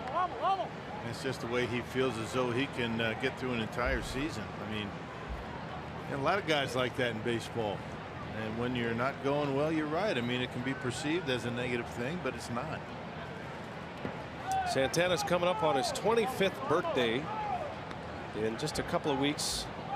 Not everybody can play with the enthusiasm of an Orlando Arcia. I mean, they're kind of the both ends of the spectrum, those two guys. Constant motion, moving around, talking. That's just not Santana. Santana, a little jam shot into right. Polanco's there for the out, and one away in the 5th.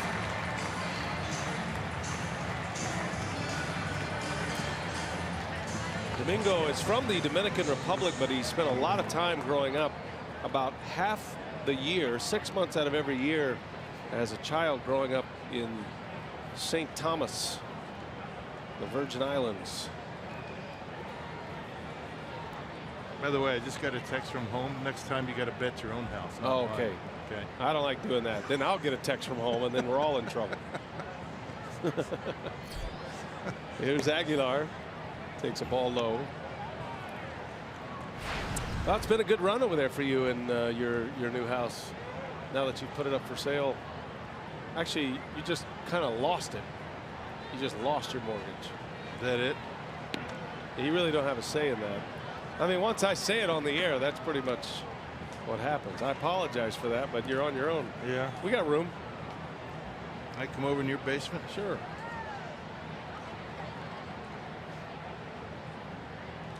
Does that include Chestnut? Mm-hmm. Yeah, you get dog time. And I hang out with him, take her out? That's her quarters. Aguilar had a base hit his last time up, single to left field. I actually think Rupert and Chestnut would get along just nicely. I don't know. I feel like Rupert's more Domingo Santana, Chestnut's more Orlando Arcia. Yeah, right. It's not a good combination. Should see Rupert at doggy daycare. You change your mind. It's a swing and a miss, and it is 3-2 now on Aguilar.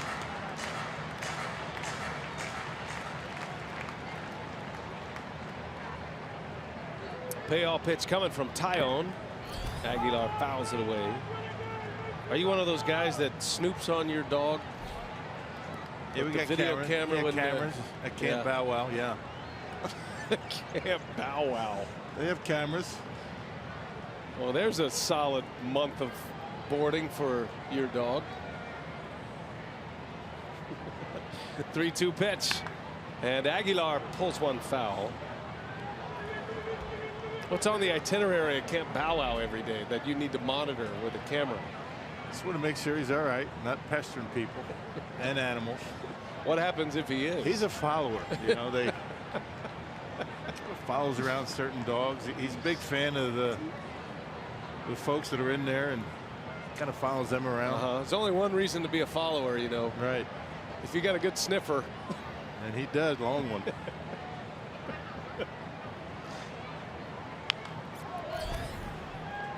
I mean, that is an advantageous position for a dog who has a good sniffer. That's 6 inches off the ground. You're right.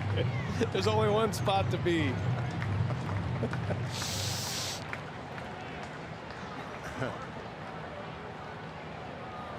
Three-two again. Aguilar's hanging tough here. Got a good battle going with Tyone.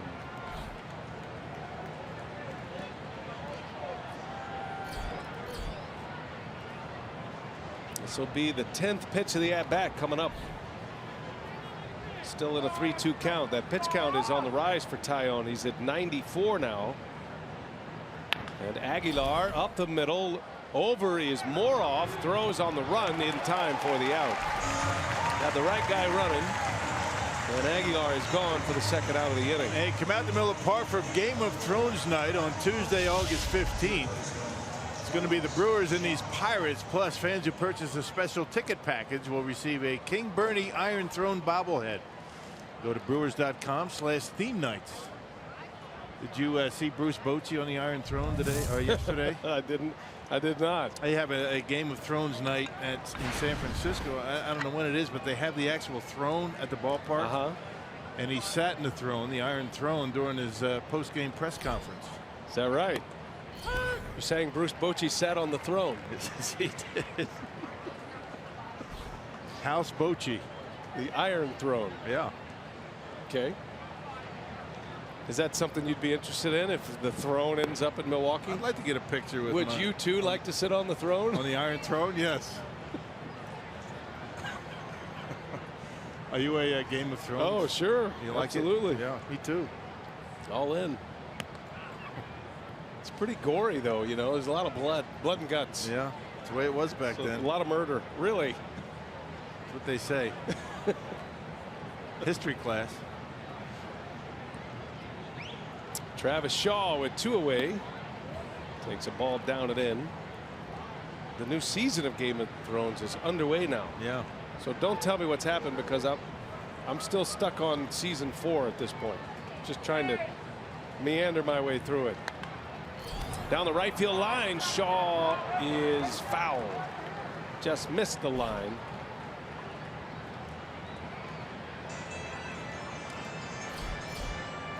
Former Brewer Jan Marinez getting loose for the Pirates as that pitch count surges for Tyone. It'll be a 5 and dive today for Tyone for sure. They're hoping he can get through this 5th inning. The Brewers would like to keep this inning going and force Clint Hurdle's hand a little bit. High pitch count.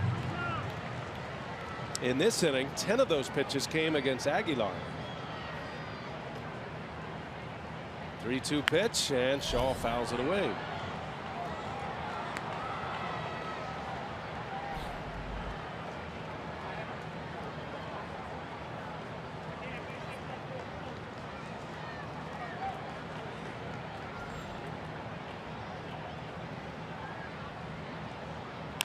Shaw, a little lazy swing and a ground ball, and the breaking ball gets him.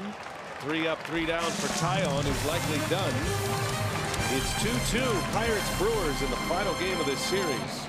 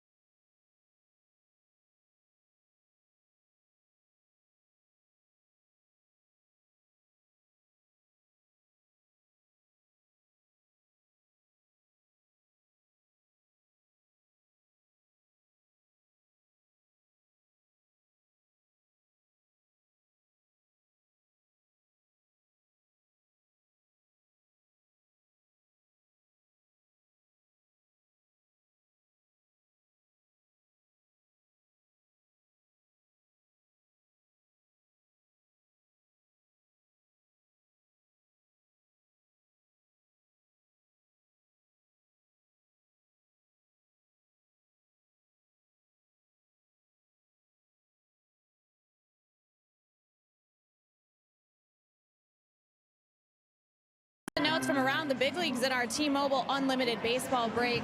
All-star third baseman Nolan Arenado had a 3-home run game, 7 RBIs for him as he went 5 for 6, and the Rockies would win 18-4 over the Padres. A newly acquired right fielder, JD Martinez for the Diamondbacks, had to leave the game last night in the 4th inning after being hit by a pitch on his left hand.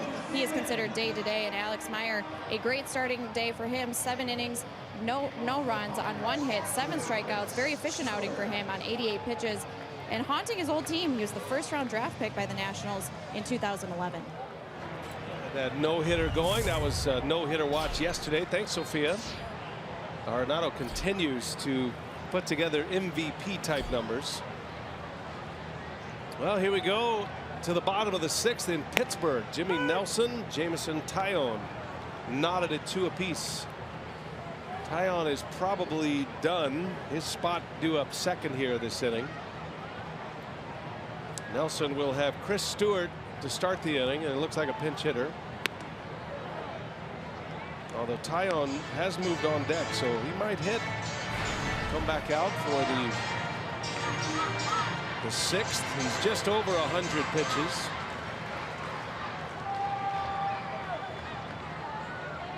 On a very hot, humid afternoon in Pittsburgh.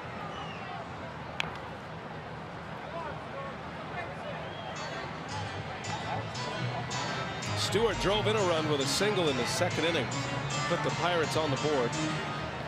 And then the Brewers scored twice in the 4th to take the lead. RBIs from Phillips and Arcia. And then a home run by Polanco of the Pirates in the 4th inning tied it.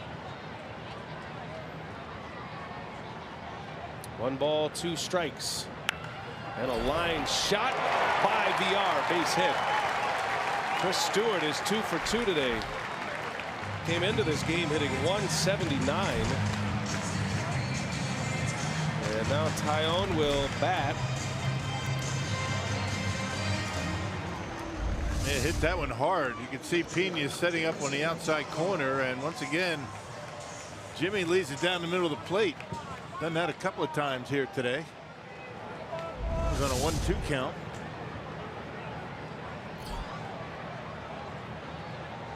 Taillon likely up there to bunt. Brewers bring Shaw in at third base. And he does get the bunt down. Only play for Aguilar's first. That's a good one. Sacrifice bunt. The Pirate pitcher puts a runner in scoring position for Pittsburgh with the top of the order coming up.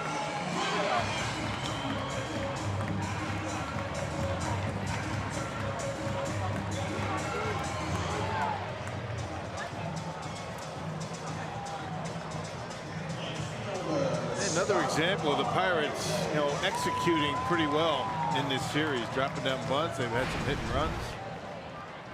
Been able to put the ball in play. They played a pretty good series. And that's what it takes to win close games.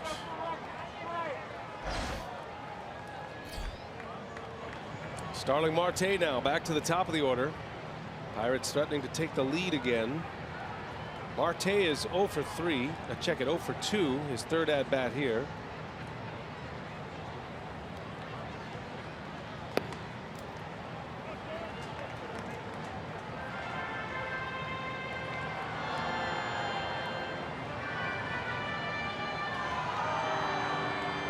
Marte this year 16 at bats with a runner in scoring position, has 5 hits. This is only his 16th game of the season after serving the 80-game suspension. Broke through, made an all-star team last year. His best year was 2 years ago. Had 19 homers, 81 runs batted in. He's been the Gold Glove Award winner in left field the last 2 seasons. Pirates moved him to center field to start this season.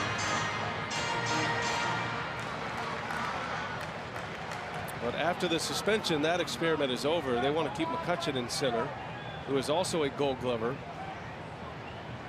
and keep Marte in left. There's a lot of territory to cover from center field to the left field foul pole at PNC Park. Yeah, why would you move McCutchen since he's been so comfortable where he's at, swinging the bat well, and covering the ground that he has to cover. This is one of the bigger outfields in baseball, particularly out there in left center.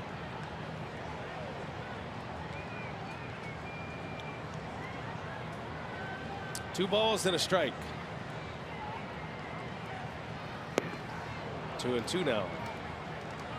Been a problem pitch for Starling Marte in this series. That slider. It's got to be a good one though. And that last one that Nelson threw was a very good pitch. A key hitter in the inning for Jimmy Nelson, playing the bottom of the 5th. Runner at second with 1 out. He's got Harrison due next.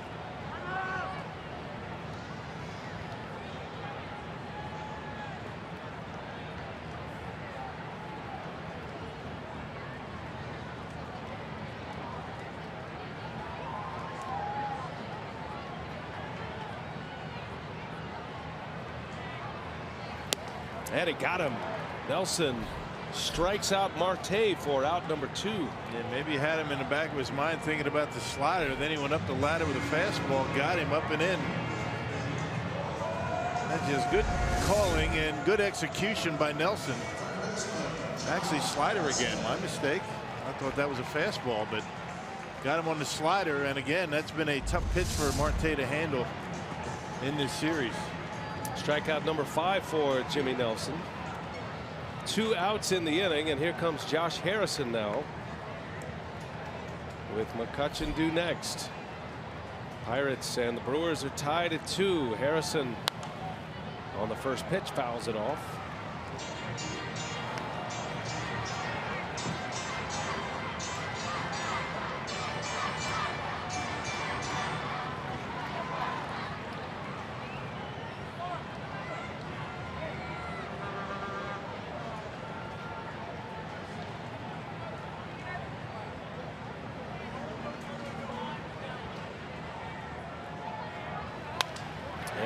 In the right field, a base hit.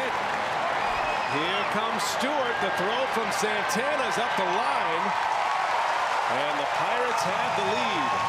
Josh Harrison does it again. 3-2 Pittsburgh on a Harrison RBI single. Right off the end of the bat, didn't hit it hard, and we've been saying that a lot, but instead of taking a big swing, trying to pull it, watch Harrison. Goes right with it off the end of the bat, dumps it into right. That was a good slider by Jimmy too. Not much he could do about that. Yeah, but Stewart, who led off the inning with a single, able to come around to score. Back and forth they go. Now the Pirates back on top. 2 out RBI single by Josh Harrison. Sets it up for McCutchen now with 2 away, who has 2 flyouts to right field.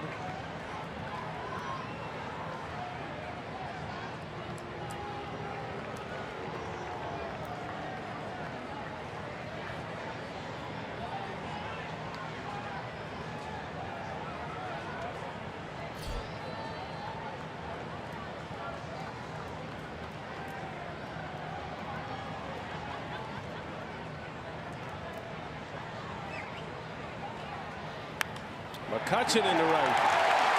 Base hit. Harrison's going to score. 4-2 Pittsburgh. Well, you give a guy an extra base. I mean, Santana on the base hit by Harrison threw it all the way in on the fly, and because of that, Harrison gets the second, and he's able to score another jam shot. Up and in this time, 93, and Andrew McCutchen able to fight it off the handle this time, and dumps it into right field. Boy, time and time again, the Pirates have been driving in runs on hits just like that in this series. Well, McCutchen now with 53 runs batted in for the year. He is their club leader. And he's got the Pirates up 2 now. 4-2 Pittsburgh. 2 outs. Here's Josh Bell.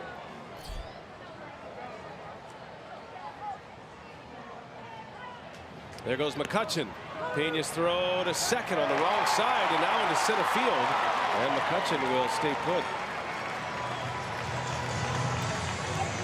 stolen base for Andrew McCutchen. Second bag of the day for the Pirates. Frazier had one in the second inning. He came around to score on a base hit. Big jump by McCutchen off of Jimmy Nelson.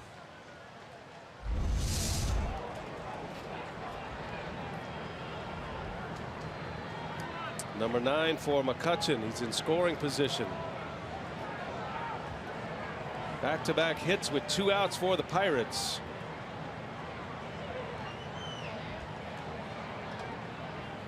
And now Bell right to Aguilar. Man, hit the ball hard, then you make an out. That's what you got to do, make him hit it hard in this series. Well, the inning is over, but Pittsburgh scores twice. Now the Brewers have to play from behind again. We go to the 6th.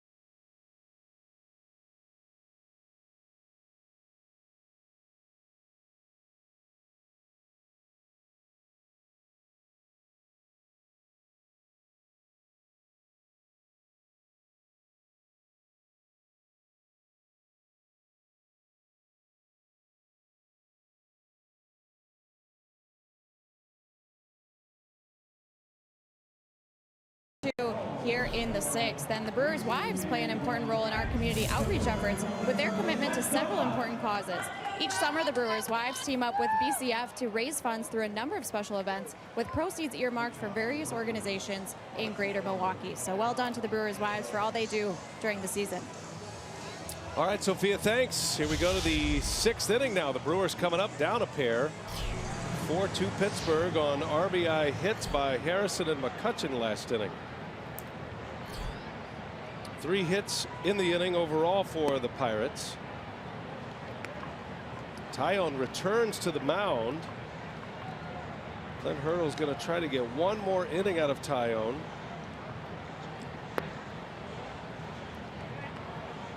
They got a couple of right-handers to start the inning, then Brett Phillips. There's some activity down in that Pirates bullpen. A strike to Perez. Well, the Pirates have Wade LeBlanc, the left-hander.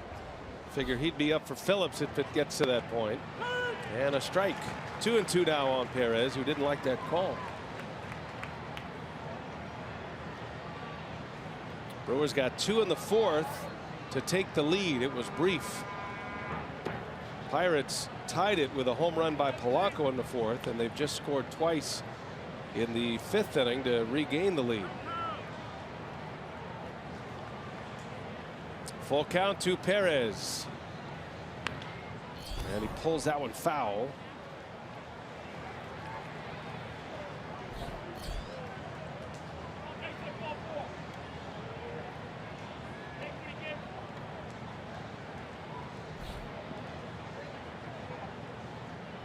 Three-two coming. Foul ball by Perez. Pretty light schedule in the big leagues today. 9 games. There's another day game in progress. The Cardinals and the Mets are in the 8th inning, tied at 1. Cincinnati and Arizona are underway as well. They're in the 7th inning. Diamondbacks lead 4-1 in that one. Boston is out in front of Toronto 3-1. They are just underway, bottom of the 2nd. And then everything else is tonight. Rangers, Orioles, Detroit and Kansas City. The Dodgers host the Braves. Yankees are at the Mariners, and then the Giants and the Padres. Another foul ball by Perez. Well, the theme of these long at bats continue against Taillon. And that's just why. That's why, you know, his pitch count is up at 111 right now. There's been a lot of long at bats that the Brewers have been able to battle away, but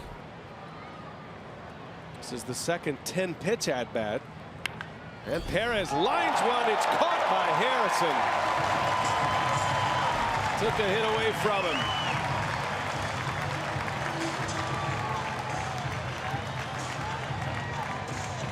Quick reactions from Josh Harrison, and Mike Perez hit this one as hard as you can hit it, but look at the way he angles back, able to catch it. Couple of steps and a dive and hauls it in. Good play by Josh Harrison. Harrison's got it going here in this series. He swung the bat well, hit a game-tying 2-run homer on Tuesday. The Pirates are just in one of these stretches where they just can't do anything wrong. Defense, base running, pitching, they've got it going. Harrison just drove in a run to put the Pirates back on top last inning. Now makes a beautiful catch.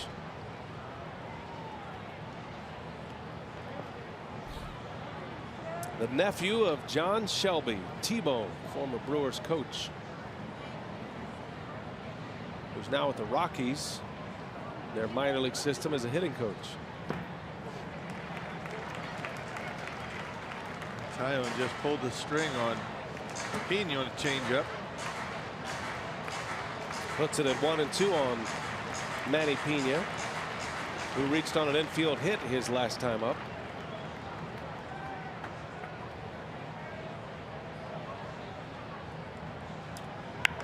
And that one's driven in the gap in left center field. McCutchen can't get there.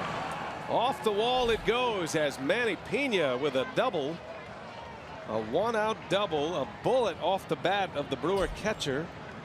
And that'll get the tying run to the plate. Yep, a mistake fastball right down the middle of the plate, and Pena able to give it a ride. That's probably going to be it for Taillon. Right down the middle, and Manny Pena gives it a ride, so the tying run comes up. Rips it over the head of Andrew McCutchen for a one-out double. And Hurdle's on his way out to get the ball from his starter. 5 1/3 today, and he will exit to a standing ovation. 4-2 Pirates lead.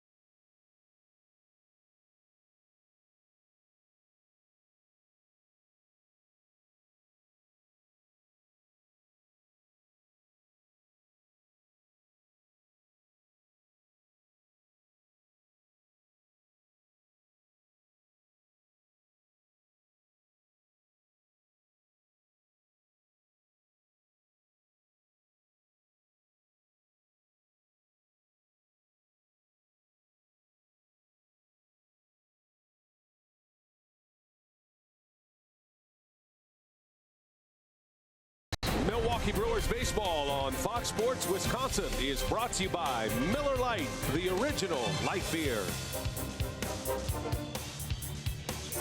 The incline takes you from the bottom to the top. Crazy ride there. Hey, Brewer fans, you can catch the games on television or you can stream them live on your mobile device with Fox Sports Go. Download the app, take Fox Sports Wisconsin and Brewers baseball with you wherever you go. Jamison Tyone out of the game. 5 1/3, 2 earned runs allowed. Still has Pena at second base as his responsibility, and Rock came up 1 strikeout short of a career best. Now it's Wade LeBlanc, one of 3 left-handers out in that Pirates bullpen. 36th appearance here this afternoon. 399 earned run average. LeBlanc was the winning pitcher on Sunday. The Pirates walk-off win. He pitched a scoreless inning. And instead of Maverick Phillips batting, Craig Counsell is going to make a center field change with the left-hander on the mound, and he'll have Keon Broxton hit instead. So the Brewers get the matchup they want. And Broxton, who has big power, 1 swing of the bat could tie this thing up. The former Pirate, Keon Broxton, looking for his first hit of the series.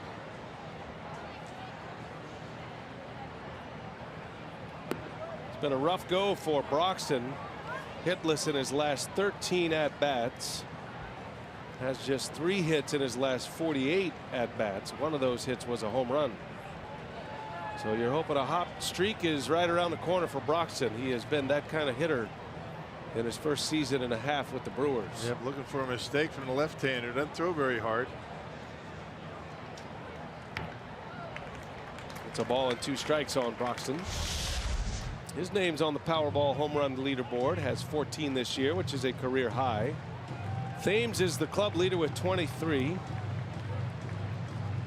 And then you got Shaw, who hit number 21 here Tuesday. Santana hit number 16 last night. Runner at second, 1 out. Brewers down 2. And Broxton strikes out for out number 2. That change up from Wade LeBlanc, who mixes it up pretty good. I mean, he tops out at about 88 miles an hour. Got ahead of Keon Broxton, threw a changeup off the plate.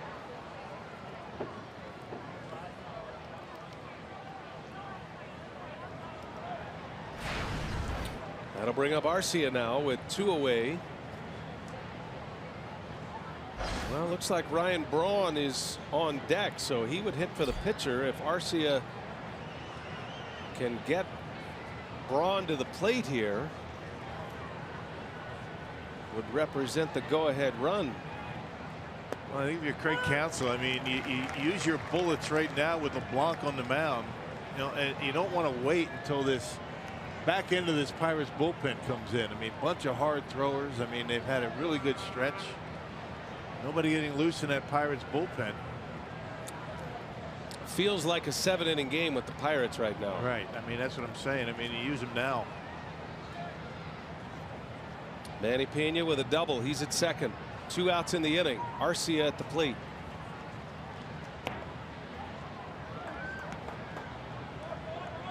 Pirates scored twice in the bottom of the 5th off Nelson with 2 out hits. Harrison and McCutchen.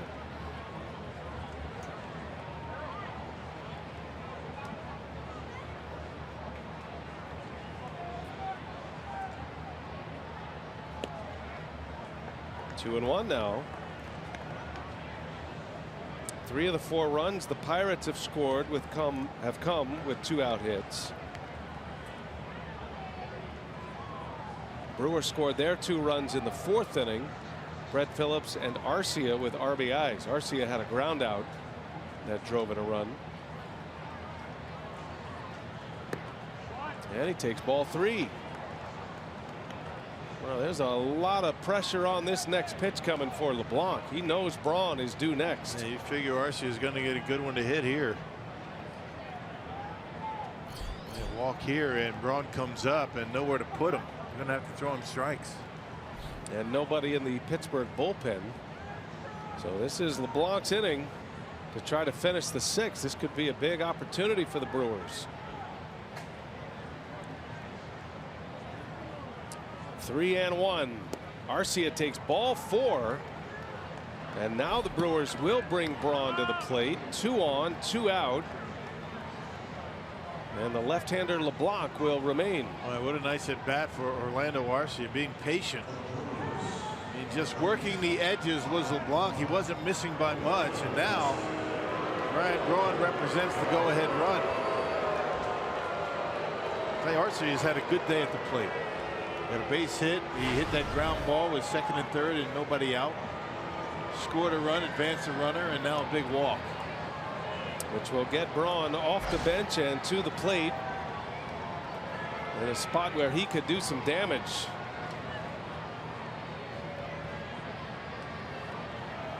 Against lefties this year, Braun hitting .350 and 2 of his 11 homers. Takes the first one outside, ball 1.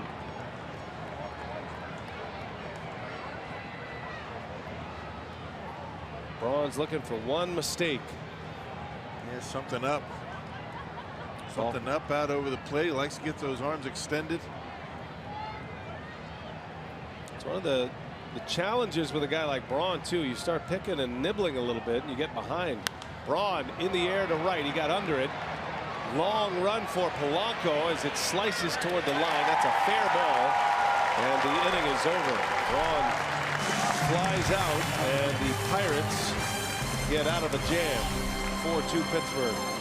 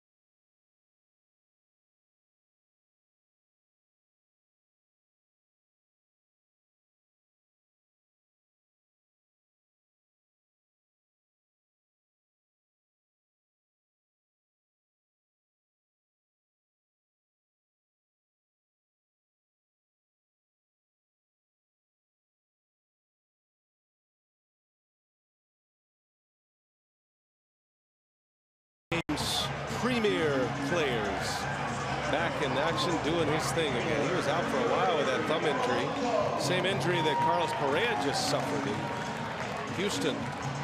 6 to 8 weeks with that torn ligament. Broxton will remain in the game to play center field. Brewers just let a golden opportunity go by. Now they're going to have to deal with the Pirates' late inning relief the rest of the way. Oliver Drake will come on to pitch for Milwaukee.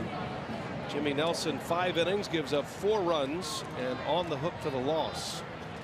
Yeah, snapped a scoreless streak did Oliver Drake his last time out. That was Tuesday right here against the Pirates. Gave up a couple of hits and a run in a third of an inning of work. And before that, he'd been unscored upon in his previous 10 appearances. A swinging bunt by Polanco. Drake fires to first in time for the out. 1 away in the 6th inning now on 1 pitch. Jimmy Nelson goes 5 innings, gives up 6 hits, 4 runs. They were all earned.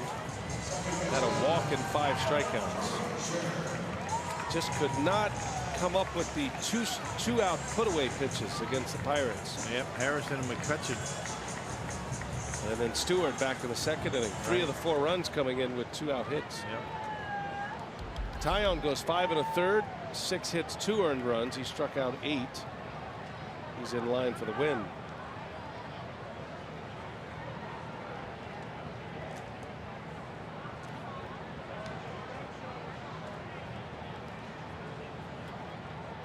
Drake facing Frazier on the first pitch. Foul ball.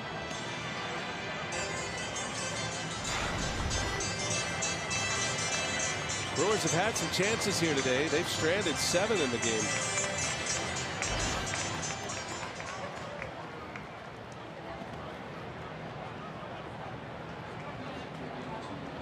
Only run scoring inning for Milwaukee was the 4th.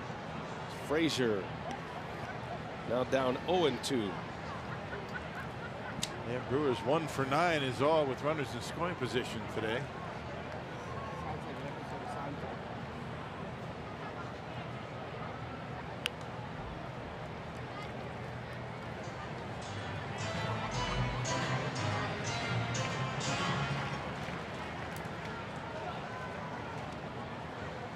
Brewers have been involved in a lot of low scoring close games, and they've lost 4 straight despite having leads in all 4 of those losses, and late leads in a couple of them. Yeah, 2-1 lead last night in the 9th.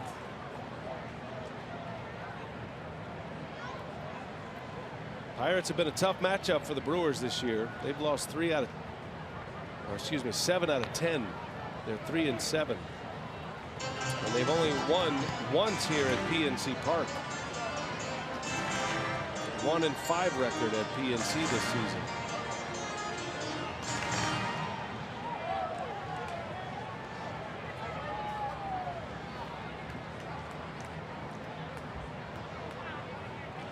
One ball, 2 strikes.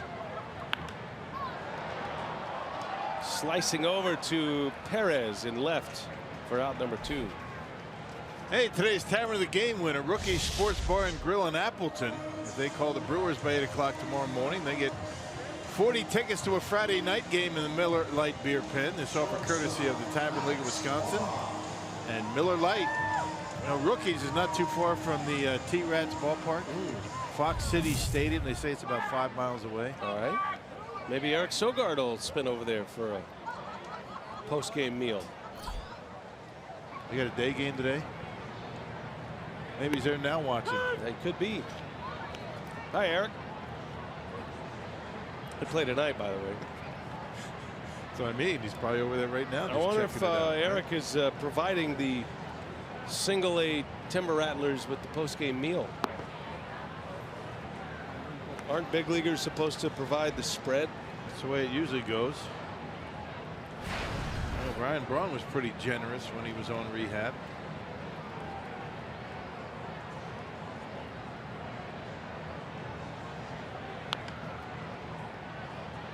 A ground ball foul by Moroff.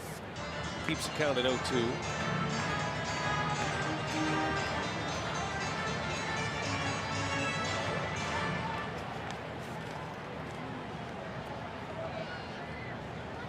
Oliver Drake, only pitcher in the major leagues from the U.S. Naval Academy.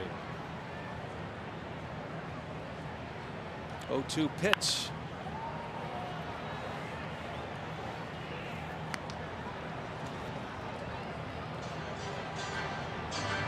A steady diet of off-speed pitches against Max Moroff today, who has walked and struck out. Nelson struck him out on a slider in the 4th inning. Hit the game winner last night, did Moroff. There's a fastball. Moroff fouls it away. Guys have been tough outs. You know, the Pirates have struck out fewer than any team in the National League. So you can see why. I mean, we've been seeing it for 4 games that they are very difficult to punch out. You might be able to get them early in the count, but then they kind of battle, shorten up.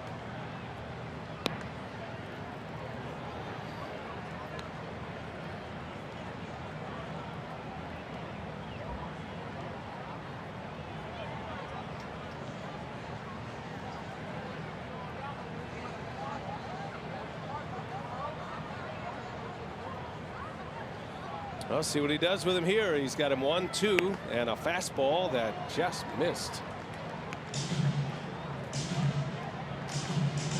2-2 now on Max Moroff.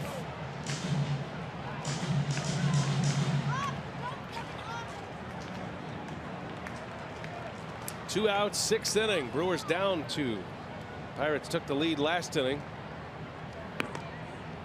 Harrison and McCutchen with 2-out RBI singles to give Pittsburgh the lead, put Jimmy Nelson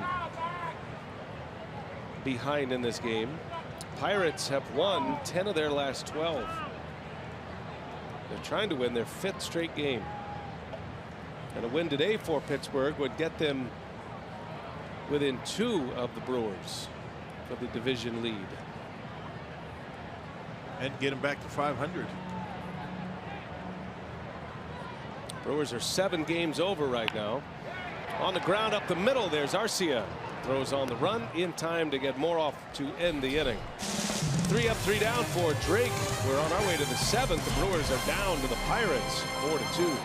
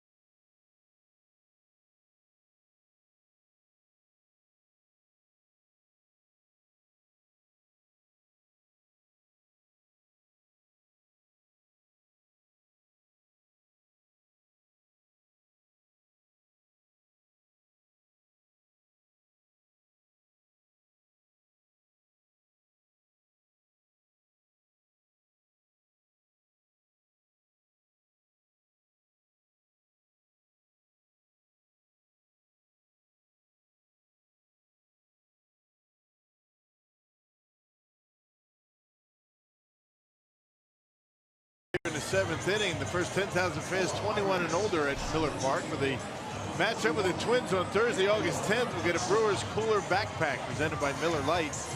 Perfect for keeping your 12-pack cool when you head out to the beach or anywhere this summer outside. For tickets and details, go to brewers.com. Not just a beach, how about a tailgate? You bring it to a tailgate. Or if they make those in life-size versions for Pittsburgh. We can sit in one and do the game. That'd be great. I'd love to sit in one right now. Here's Daniel Hudson. And now the Brewers start getting into the very good portion of this Pittsburgh bullpen. 7, 8, 9, about as tough as it gets here lately. Hudson, Nicasio, and Rivero. Not sure Nicasio will be up again tonight. We'll see. Or today. Yeah, Hudson threw a scoreless inning a couple of days ago. He's been really throwing the baseball well. He had a very rough month of April, but since that time he's been good. Just about as many strikeouts as innings pitched.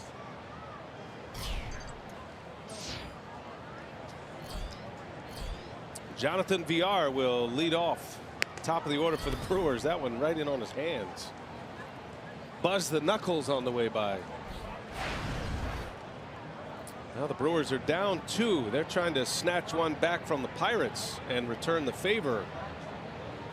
After the Pirates have done that to the Brewers the first 3 games of this series.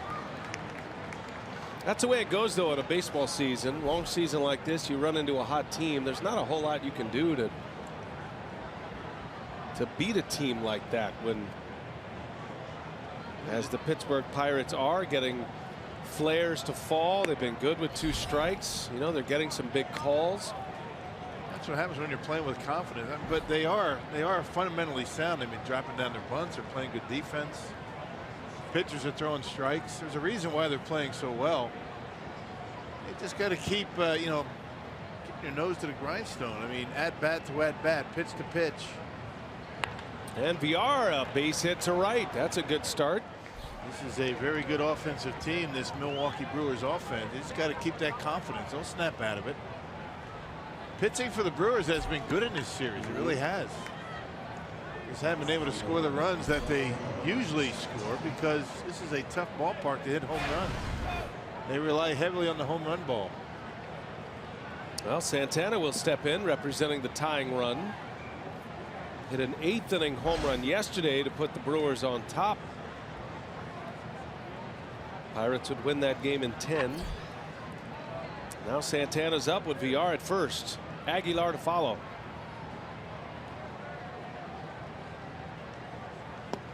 If you're looking down toward the bottom of the order, Counsell has already used Braun today, so he's no longer available. A fly out to end the last inning. Still has two available, Thames and Bandy. Broxton pinch hit for Phillips and is now in the game in center field. 2 position players left for Craig Counsell. One left, one right.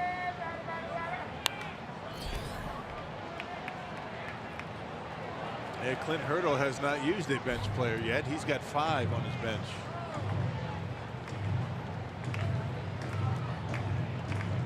Jamison Taillon threw a career high 116 pitches today. 5 1/3 innings. But a chance to win this game as the Pirates have scored 4 for him. 0-2 the count on Santana. There goes VR. Pitches outside. Throw to second. And VR is out. Immediately calls for his dugout to take a look at the replay. He thinks he's in there. Boy, that was a heck of a throw by Chris Stewart. I mean, VR had a big lead, good jump. Stewart very quick with this release. He gets rid of this ball really quick. I think he missed him the first time. Looks like he tagged the ground. I think Moroff, does he get him right there? Boy, that's close. Yeah, that's going to be tough to overturn. Yeah, that's close. Look like he might have got him on the hip just before VR slides in to second base, but we'll see what they say in New York. So while we have a moment here under this review, let's give credit to our great camera operators here in Pittsburgh. These are some incredible shots we're getting of these bang bang plays at the bags. Mike Winters, the crew chief, is there with the calling umpire Mike McClinsky. He's already had 1 overturn today at second base. That ended up allowing the Pirates to score a run. I really haven't seen an angle where you would think they'd overturn it. Very close. If they called him safe at second, you're probably going to stay with a safe call. Out, probably stay without. Unless they have a different angle. He definitely hit the ground with his glove, but you can't see if the end of his glove, the outside of his glove, made contact with the jersey of VR. So here comes the result, and out is the call, and VR is caught stealing. Call is confirmed. Now that's a big out at second base. I mean, now the Brewers do not have the tying run, and you got the home run hitters coming up. If you steal in that situation, you better be sure you make it. Especially when you got to have your 2, 3, 4 hitters coming up to the plate.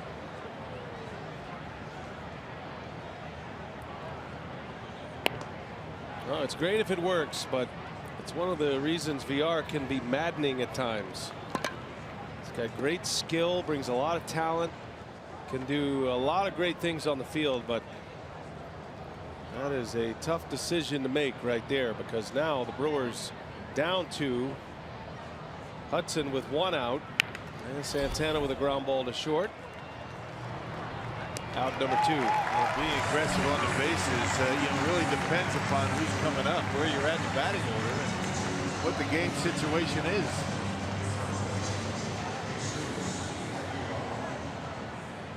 I think it's a little different if you're the tying run.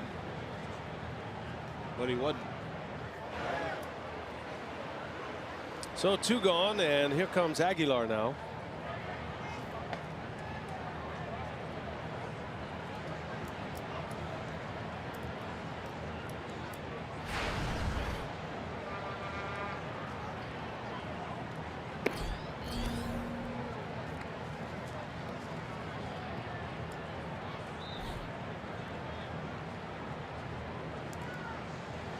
Hudson has reinvented himself as a quality late game reliever. Was a starter with the Arizona Diamondbacks.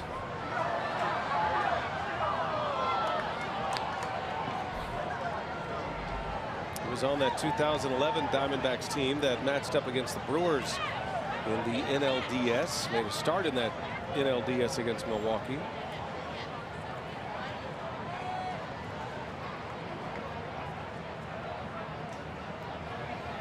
One ball, one strike on Aguilar.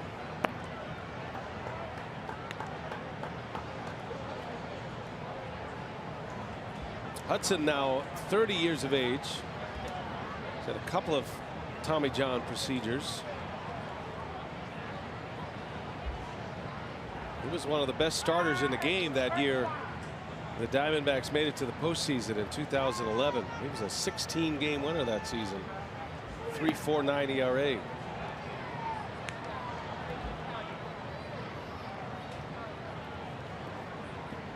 And he could always hit, but he doesn't get an opportunity to do much now that he's in a bullpen setting.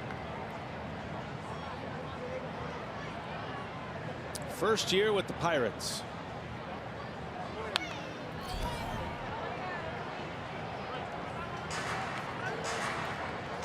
And his month of April was so bad, the Pirates were wondering how long he was going to last, but he turned things around nicely. Yeah, they released Jared Hughes thinking that Hudson was going to be a big part of their pen, and then things were a little shaky to start the season.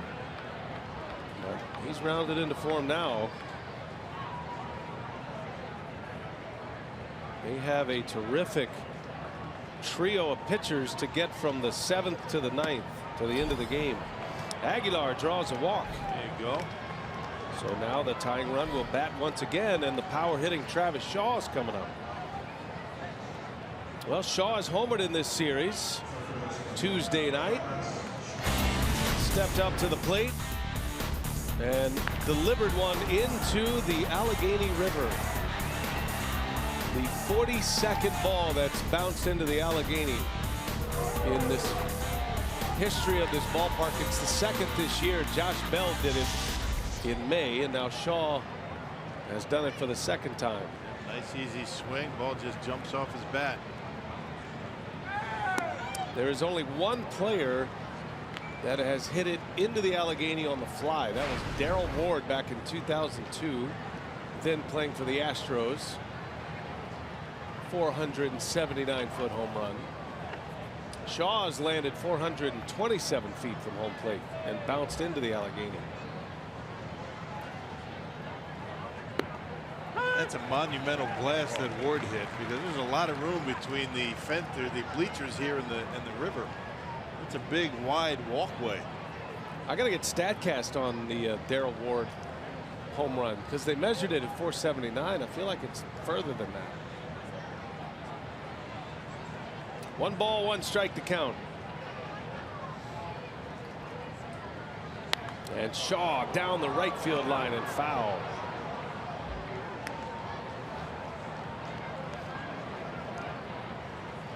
He's having a career year. These are the kind of moments that Shaw has delivered in the past more than any other Brewer. 0 for 2 today, has a walk.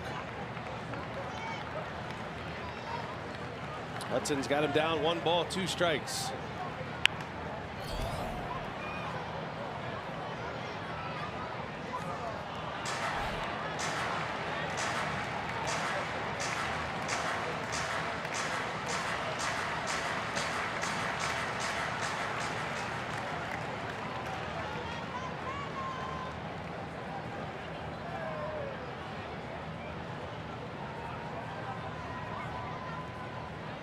Another 1-2 coming.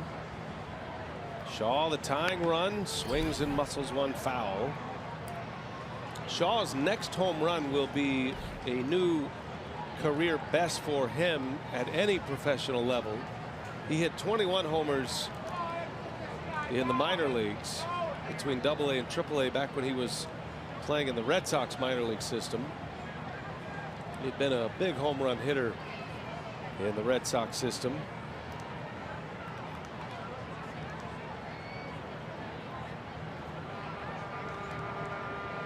1-2 pitch. Shaw fouls it back. He's throwing hard. Hudson. The pitch before that last one was 97 miles an hour. Up in the zone. Shaw hits just about everything, but his power zone is that down fastball, that low fastball, just above the knees. He's had a lot of pitches in the strike zone to swing at here. Wants a changeup.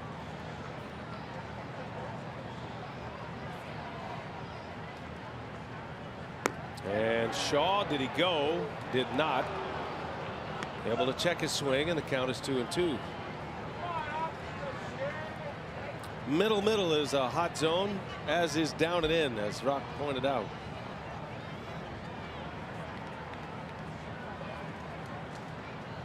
Third of his home runs coming on those down and in pitches.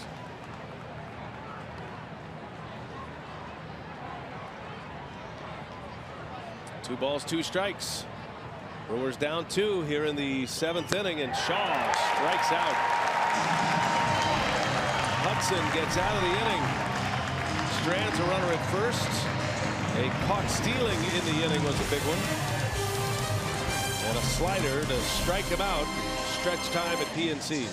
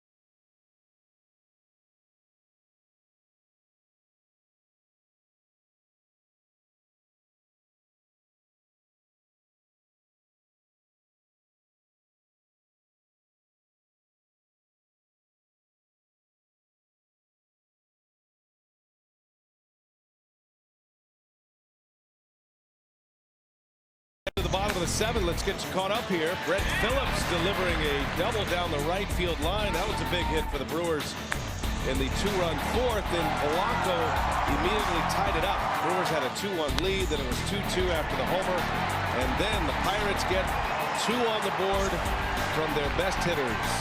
Back-to-back RBI singles by Harrison and McCutchen, and the Pirates lead 4-2 as we go to the bottom of the 7th inning. New pitcher for the Brewers will be Michael Blazek. And the second time he's been with the Brewers. He came up. He did make an appearance against the Cubs on July 6th. A couple of innings and hitting a strikeout, did not allow a run. Was most recently recalled on Tuesday from AAA.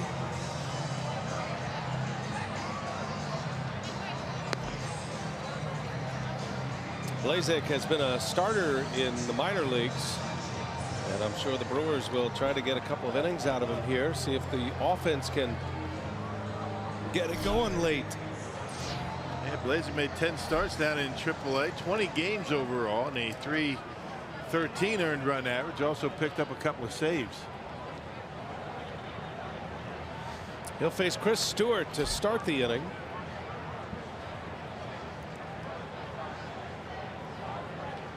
Pirates have a pinch hitter on deck, Jose Osuna.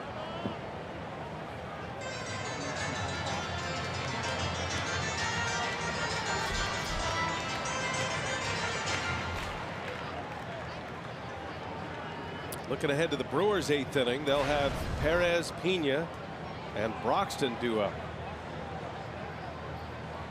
We're stranding a runner in the 7th inning. Milwaukee's left 8 in this game. Another bunt attempt.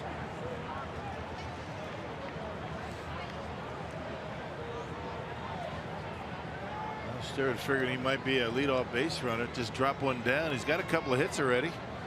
Travis Shaw playing way behind the bag.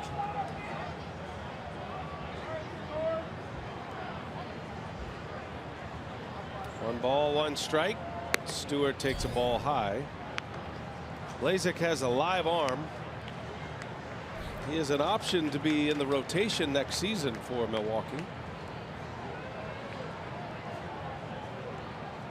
Never was just a 2-pitch reliever. There's a line shot. Oh, the day of Chris Stewart continues. His 3rd hit of the game. 3 for 3 for the light hitting catcher. Boy, the Pirate catchers have been trouble for this Brewers pitching staff in this series. Cervelli, now Stewart. Guy hitting under 200 before today.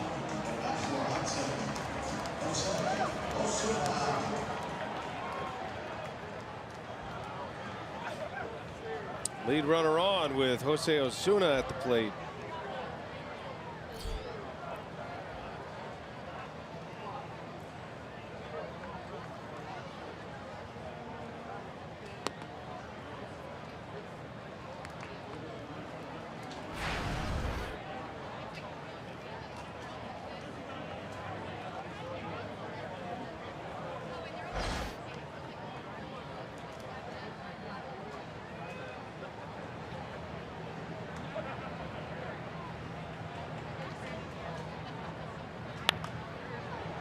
A foul out of play.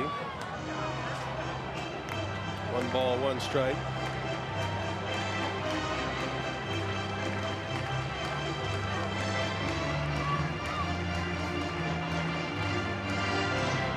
First pinch hitter that Clint Hurdle has used today.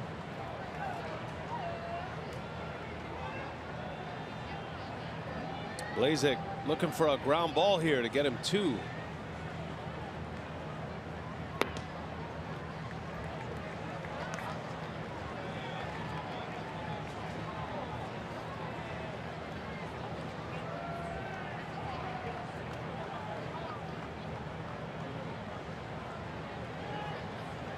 Osuna got to start at first base last night. Can play a little bit in the outfield as well if needed. There's one on the ground. Shaw will go to second. Out there. Throw to first. Out there. Double play. That's what he needed. Yep. They had the right guys running. Yeah, Stewart and Osuna. He got his ground ball. Shaw able to turn it. Good pitch. He tried to pull the pitch away. And that's normally what happens. There you old 5-4 to 3 double play. Brewers rely heavily on the double play as well. That's their 105th of the season. 2 outs, 1 swing of the bat. Now to the top of the order, and Starling Marte.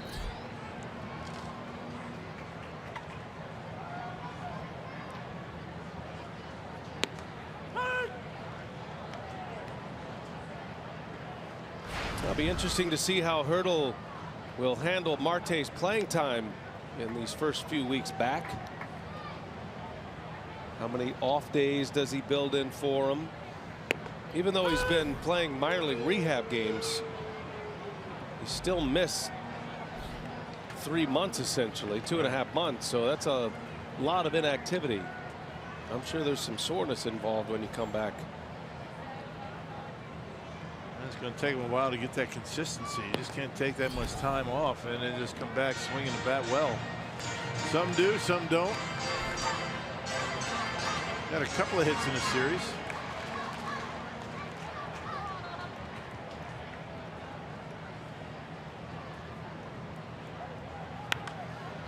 Fly ball into right.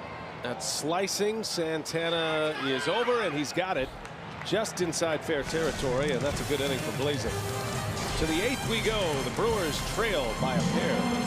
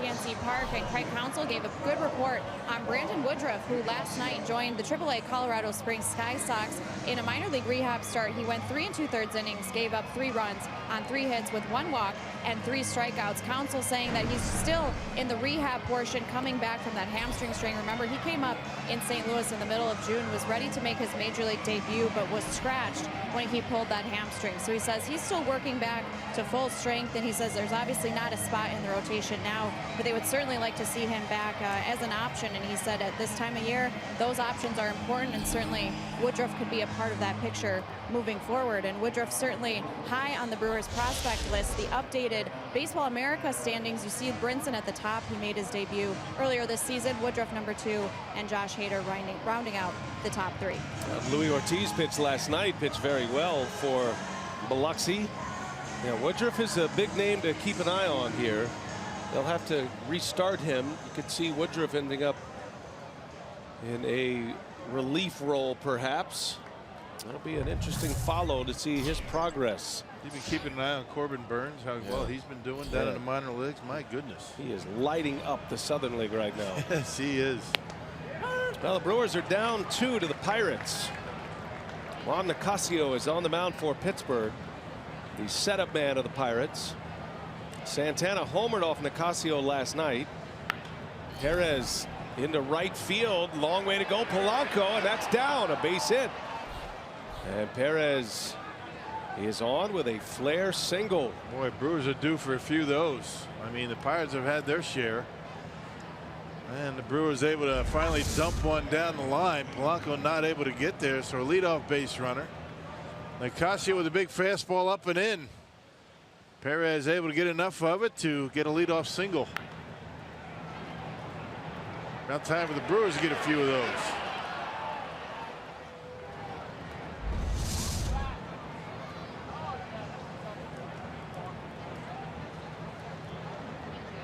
Big strikeout numbers for Nicasio. And here is Manny Pena, hoping for one hanging slider here at some point. That's what Santana hit out yesterday to right field. 97 with a fastball in there. Yeah, he only made one mistake with a slider, and that was the one Santana hit out to right.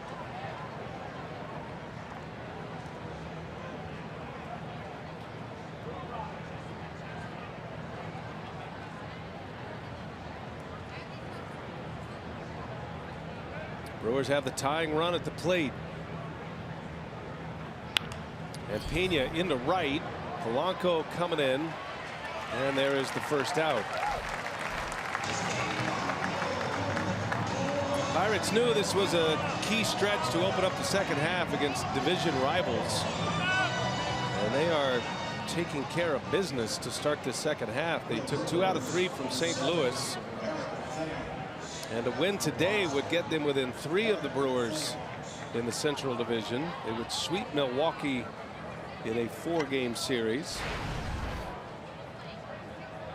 Either way, they have to feel like they're right back in it, which is what they were trying to accomplish. And now, instead of all this discussion about who the Pirates are going to trade, you might be hearing about the Pirates and who they are going to acquire. It's a team that doesn't have many holes, though, to be honest with you. Right. They could probably use some experience on their bench. They have Jaso and Osuna. And Frazier's a pretty good piece to have come off your bench. Sure.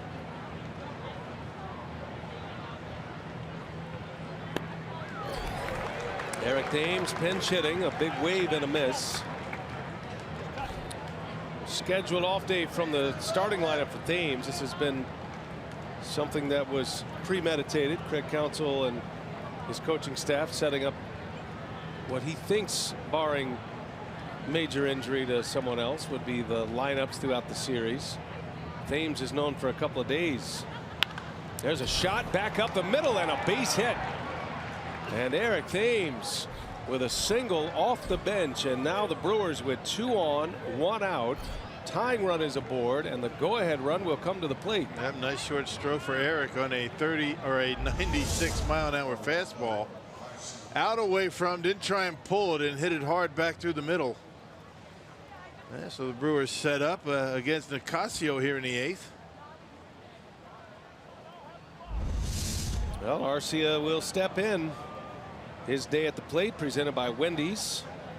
Singled in the 2nd, drove in a run with a ground out in the 4th, and then he walked in the 6th. He's had a productive day at the plate. And now he's got a chance. He's done a real good job with the situational hitting today. He really has. He's been giving the Brewers in and at bat what they need. 8th place hitter in the lineup. Pitcher spot due up next. It'll be interesting to see who Counsell uses next. Perez and Thames on, and Arcia fouls it away. I guess there's really no guesswork on who Counsell will use next. Yeah, Bandy's the only one left. He's the last guy standing. Yeah.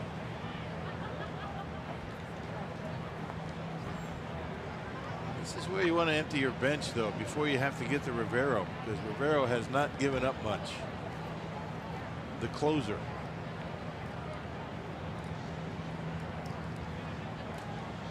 Two on with one away. Long pause by Nicasio, and up and in. You could hear Arcia as that pitch went right by his face.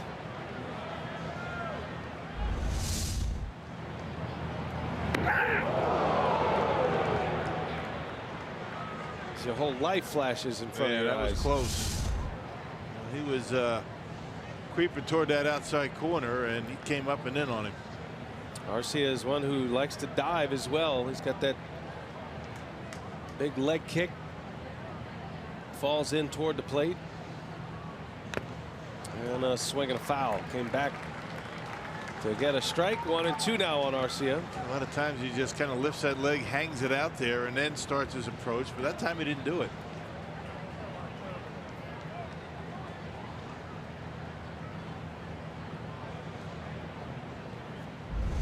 Well, at least he took an aggressive swing.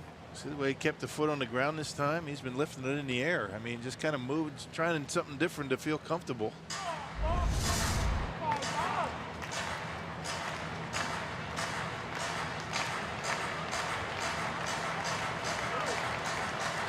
Thames with a base hit and a pinch hit roll. He's at first. Harris started the inning with a flare single to right. 1-2 the count on Arcia, and a swing and a shot, but right at second, and this is going to turn into an inning-ending double play. Well, that's the way it's going for the Brew Crew right now. Hard hit balls turning into outs. 2 of them that time. Inning is over. We go to the bottom of the 8th.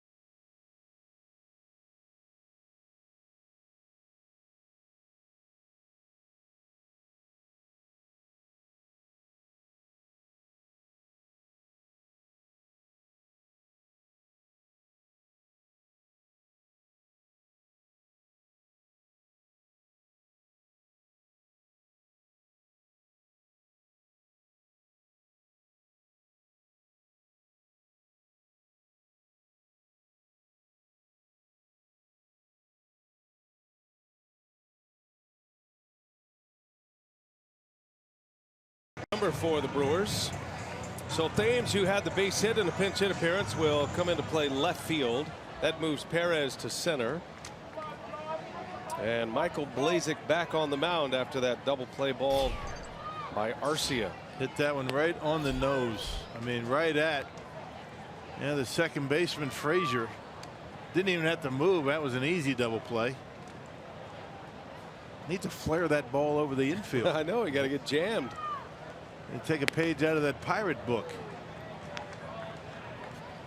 Well, the Pirates are coming up roses here. They are hot. They played great baseball since July 4th. And now they're set up with their lights out closer, Felipe Rivero. That's one thing about Pittsburgh. They've got a back end of the bullpen that can shut you down quickly. Makes it a 7-inning game. So imperative to not get behind. That's why those 2 runs that the Pirates delivered in the 5th inning were so big for Pittsburgh, that Harrison and McCutchen with 2 out RBI singles, giving them a 4-2 lead. Harrison turns on one, right to Arcia, a line drive out.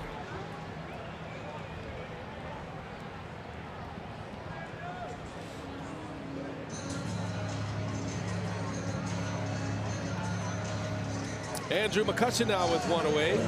He's a part of our Badger Mutual Insurance play of the game. Stepped up in a big spot with 2 outs in the 5th inning and delivered an RBI.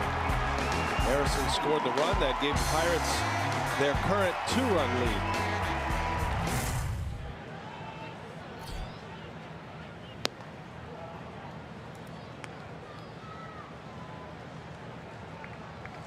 In the Brewers' 9th, it'll be Jet Bandy to lead off. He'll be a pinch hitter next inning. And then to the top of the order, VR, then Santana. And Blazek trying to get him there, only down 2.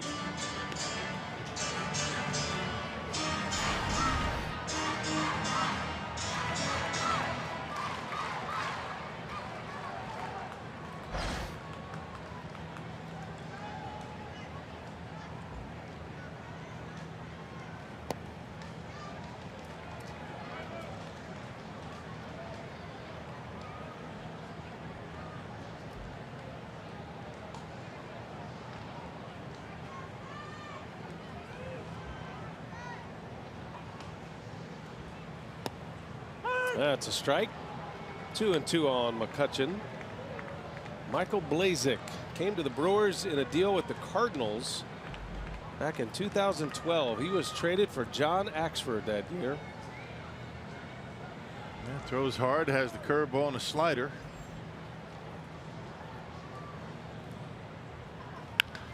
On the ground to short. Shift is on. That's right at Arcia.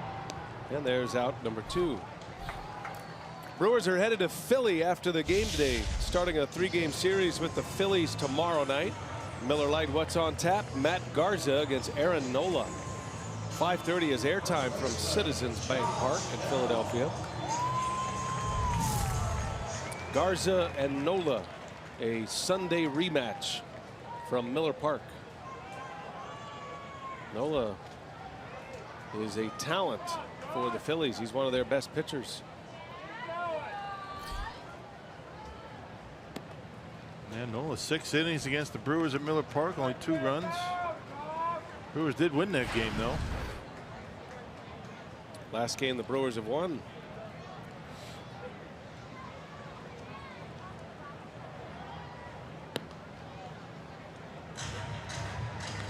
Brewers in danger of dropping their 5th straight game. And a lead that was 5.5 at the All-Star break would be at 1 without a comeback in the 9th. Cubs are off today. Maybe the off day will cool off the Cubs a bit. Cubs are in a nice window of home games and very little travel. Their only road games in the next 3 weeks are going to be in Milwaukee and at their interleague rival, the White Sox, on the south side. So they don't even get on an airplane until they go to San Francisco the second week of August. And they're hot. They've won 6 in a row.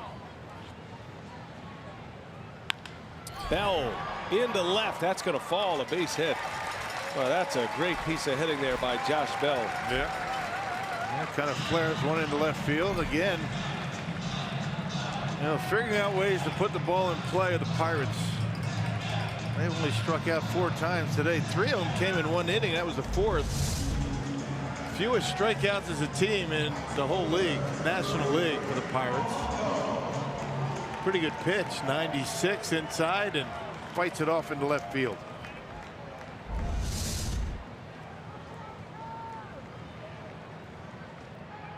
Two-out single, and here comes Gregory Polanco now. Actually, he got 5 strikeouts. Still not bad.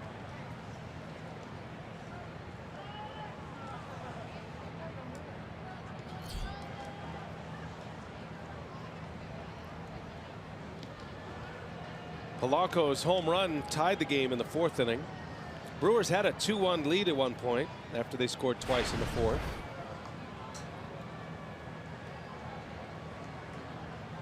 That's been the theme for Milwaukee here lately. Letting leads get away. Playing a lot of close games, but unable to win these close games.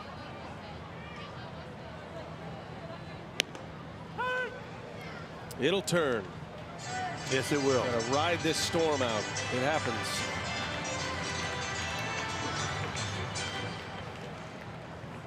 Yeah, for all intents and purposes, playing some pretty good baseball. Just haven't been able to get much on the board. They've out-hit the Pirates today, 9-8 at this point.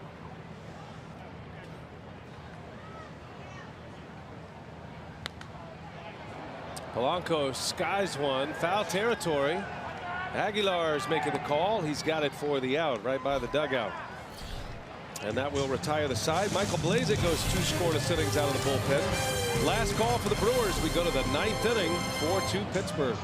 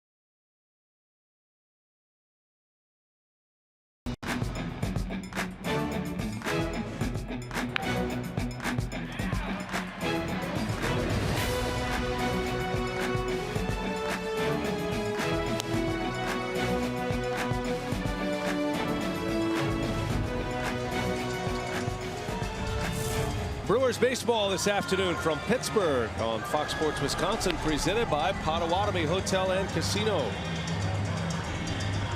And here we go to the 9th inning, and the hard-throwing Venezuelan closer Felipe Rivero is on to work for the Pirates. Yeah, his numbers off the charts this year. 8 for 8 in save opportunities. And since taking over that closer's role, 60 punch outs in just shy of 51 innings of work, the 136 opponent batting average. And Brewers have the 9th spot coming up, followed by the top of the order. Pirates had Tony Watson closing games early. He knots 10 saves. He's now in more of a setup or 6th inning, 7th inning role. And Rivero has been lights out. He is a left-handed pitcher who hits triple digits often. And his first pitch to Bandy is fouled away. Bandy singled off Rivero on Tuesday night in a pinch hit appearance. And that was on the first pitch. And Jet got the start last night. And he's trying to get on to get the tying run to the plate. Bandy, a big swing and a miss. Breaking ball. Or off-speed pitch from Rivero. That fastball, slider, changeup for Rivero. Good command of all three. Bandy hits it hard right at the shortstop, though. Moroff. And there's out number 1. You get an arm like this, command was always his problem. Felipe Rivero has already been traded twice. Traded by the Rays to the Nationals. And then the Nationals flipped him to the Pirates last year at the trade deadline for Mark Melancon. Melancon now with the Giants.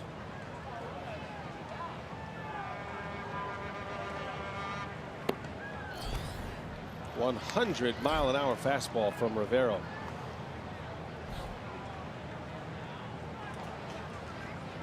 Rivero leads the majors in games pitched. This is number 48.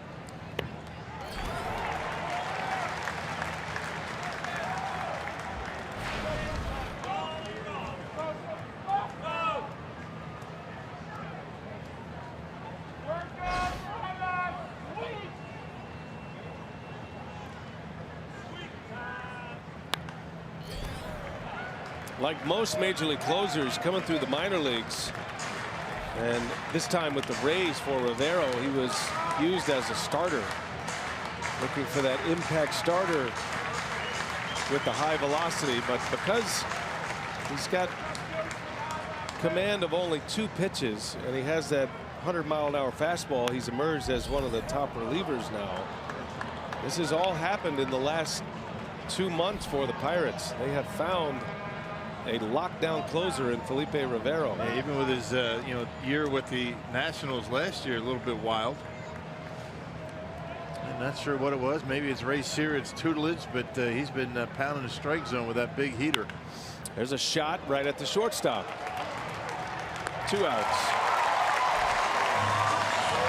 Well, the numbers bear it out. Last year as a Pirate, Rivero averaged nearly 6 walks per 9 innings. That number is down to 2 walks per 9 for Rivero, and he's striking out over 10.5 per 9.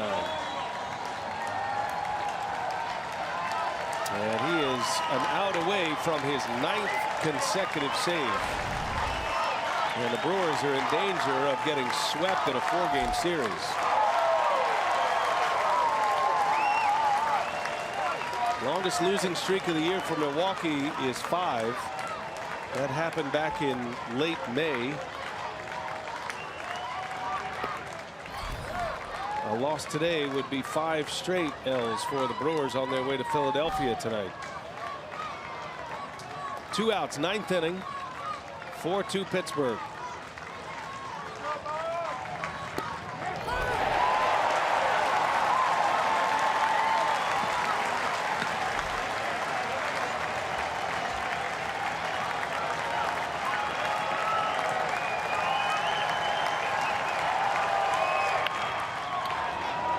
Harrison up with it, and that's a ball game.